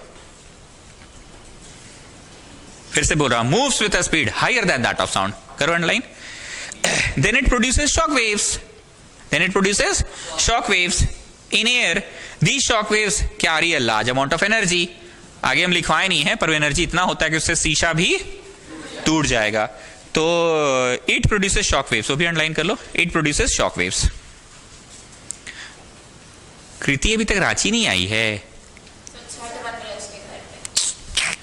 वो मैसेज का कोई रिप्लाई भी नहीं करती है। आप लोग में से तो बहुत लोग हैं कि जब छुट्टी उट्टी में जाते हैं मेरा मैसेज का रिप्लाई कर देते हैं कि can not attend the class tomorrow. बहुत लोग कर देता है, बहुत लोग नहीं भी करता है। हम करते हैं। अच्छा, हमको तो याद नहीं है लास्ट टाइम वाला आपका। आप कब मैसेज किए हमें बताइए। अरे तो हम बात बताने के लिए मैसेज किए, फिर हम एक दिन हमको फीवर था तो आपने हमसे मैसेज किए, हम भी मैसेज कभी जीवन में आपका कोई मैसेज नहीं आया आज तक। अभी दिवाली टाइम आप मैसेज किए थे मेरे को, दिवाली का जो 2 दिन का छुट्टी आप की उसमें कहाँ मैसेज किए थे आप?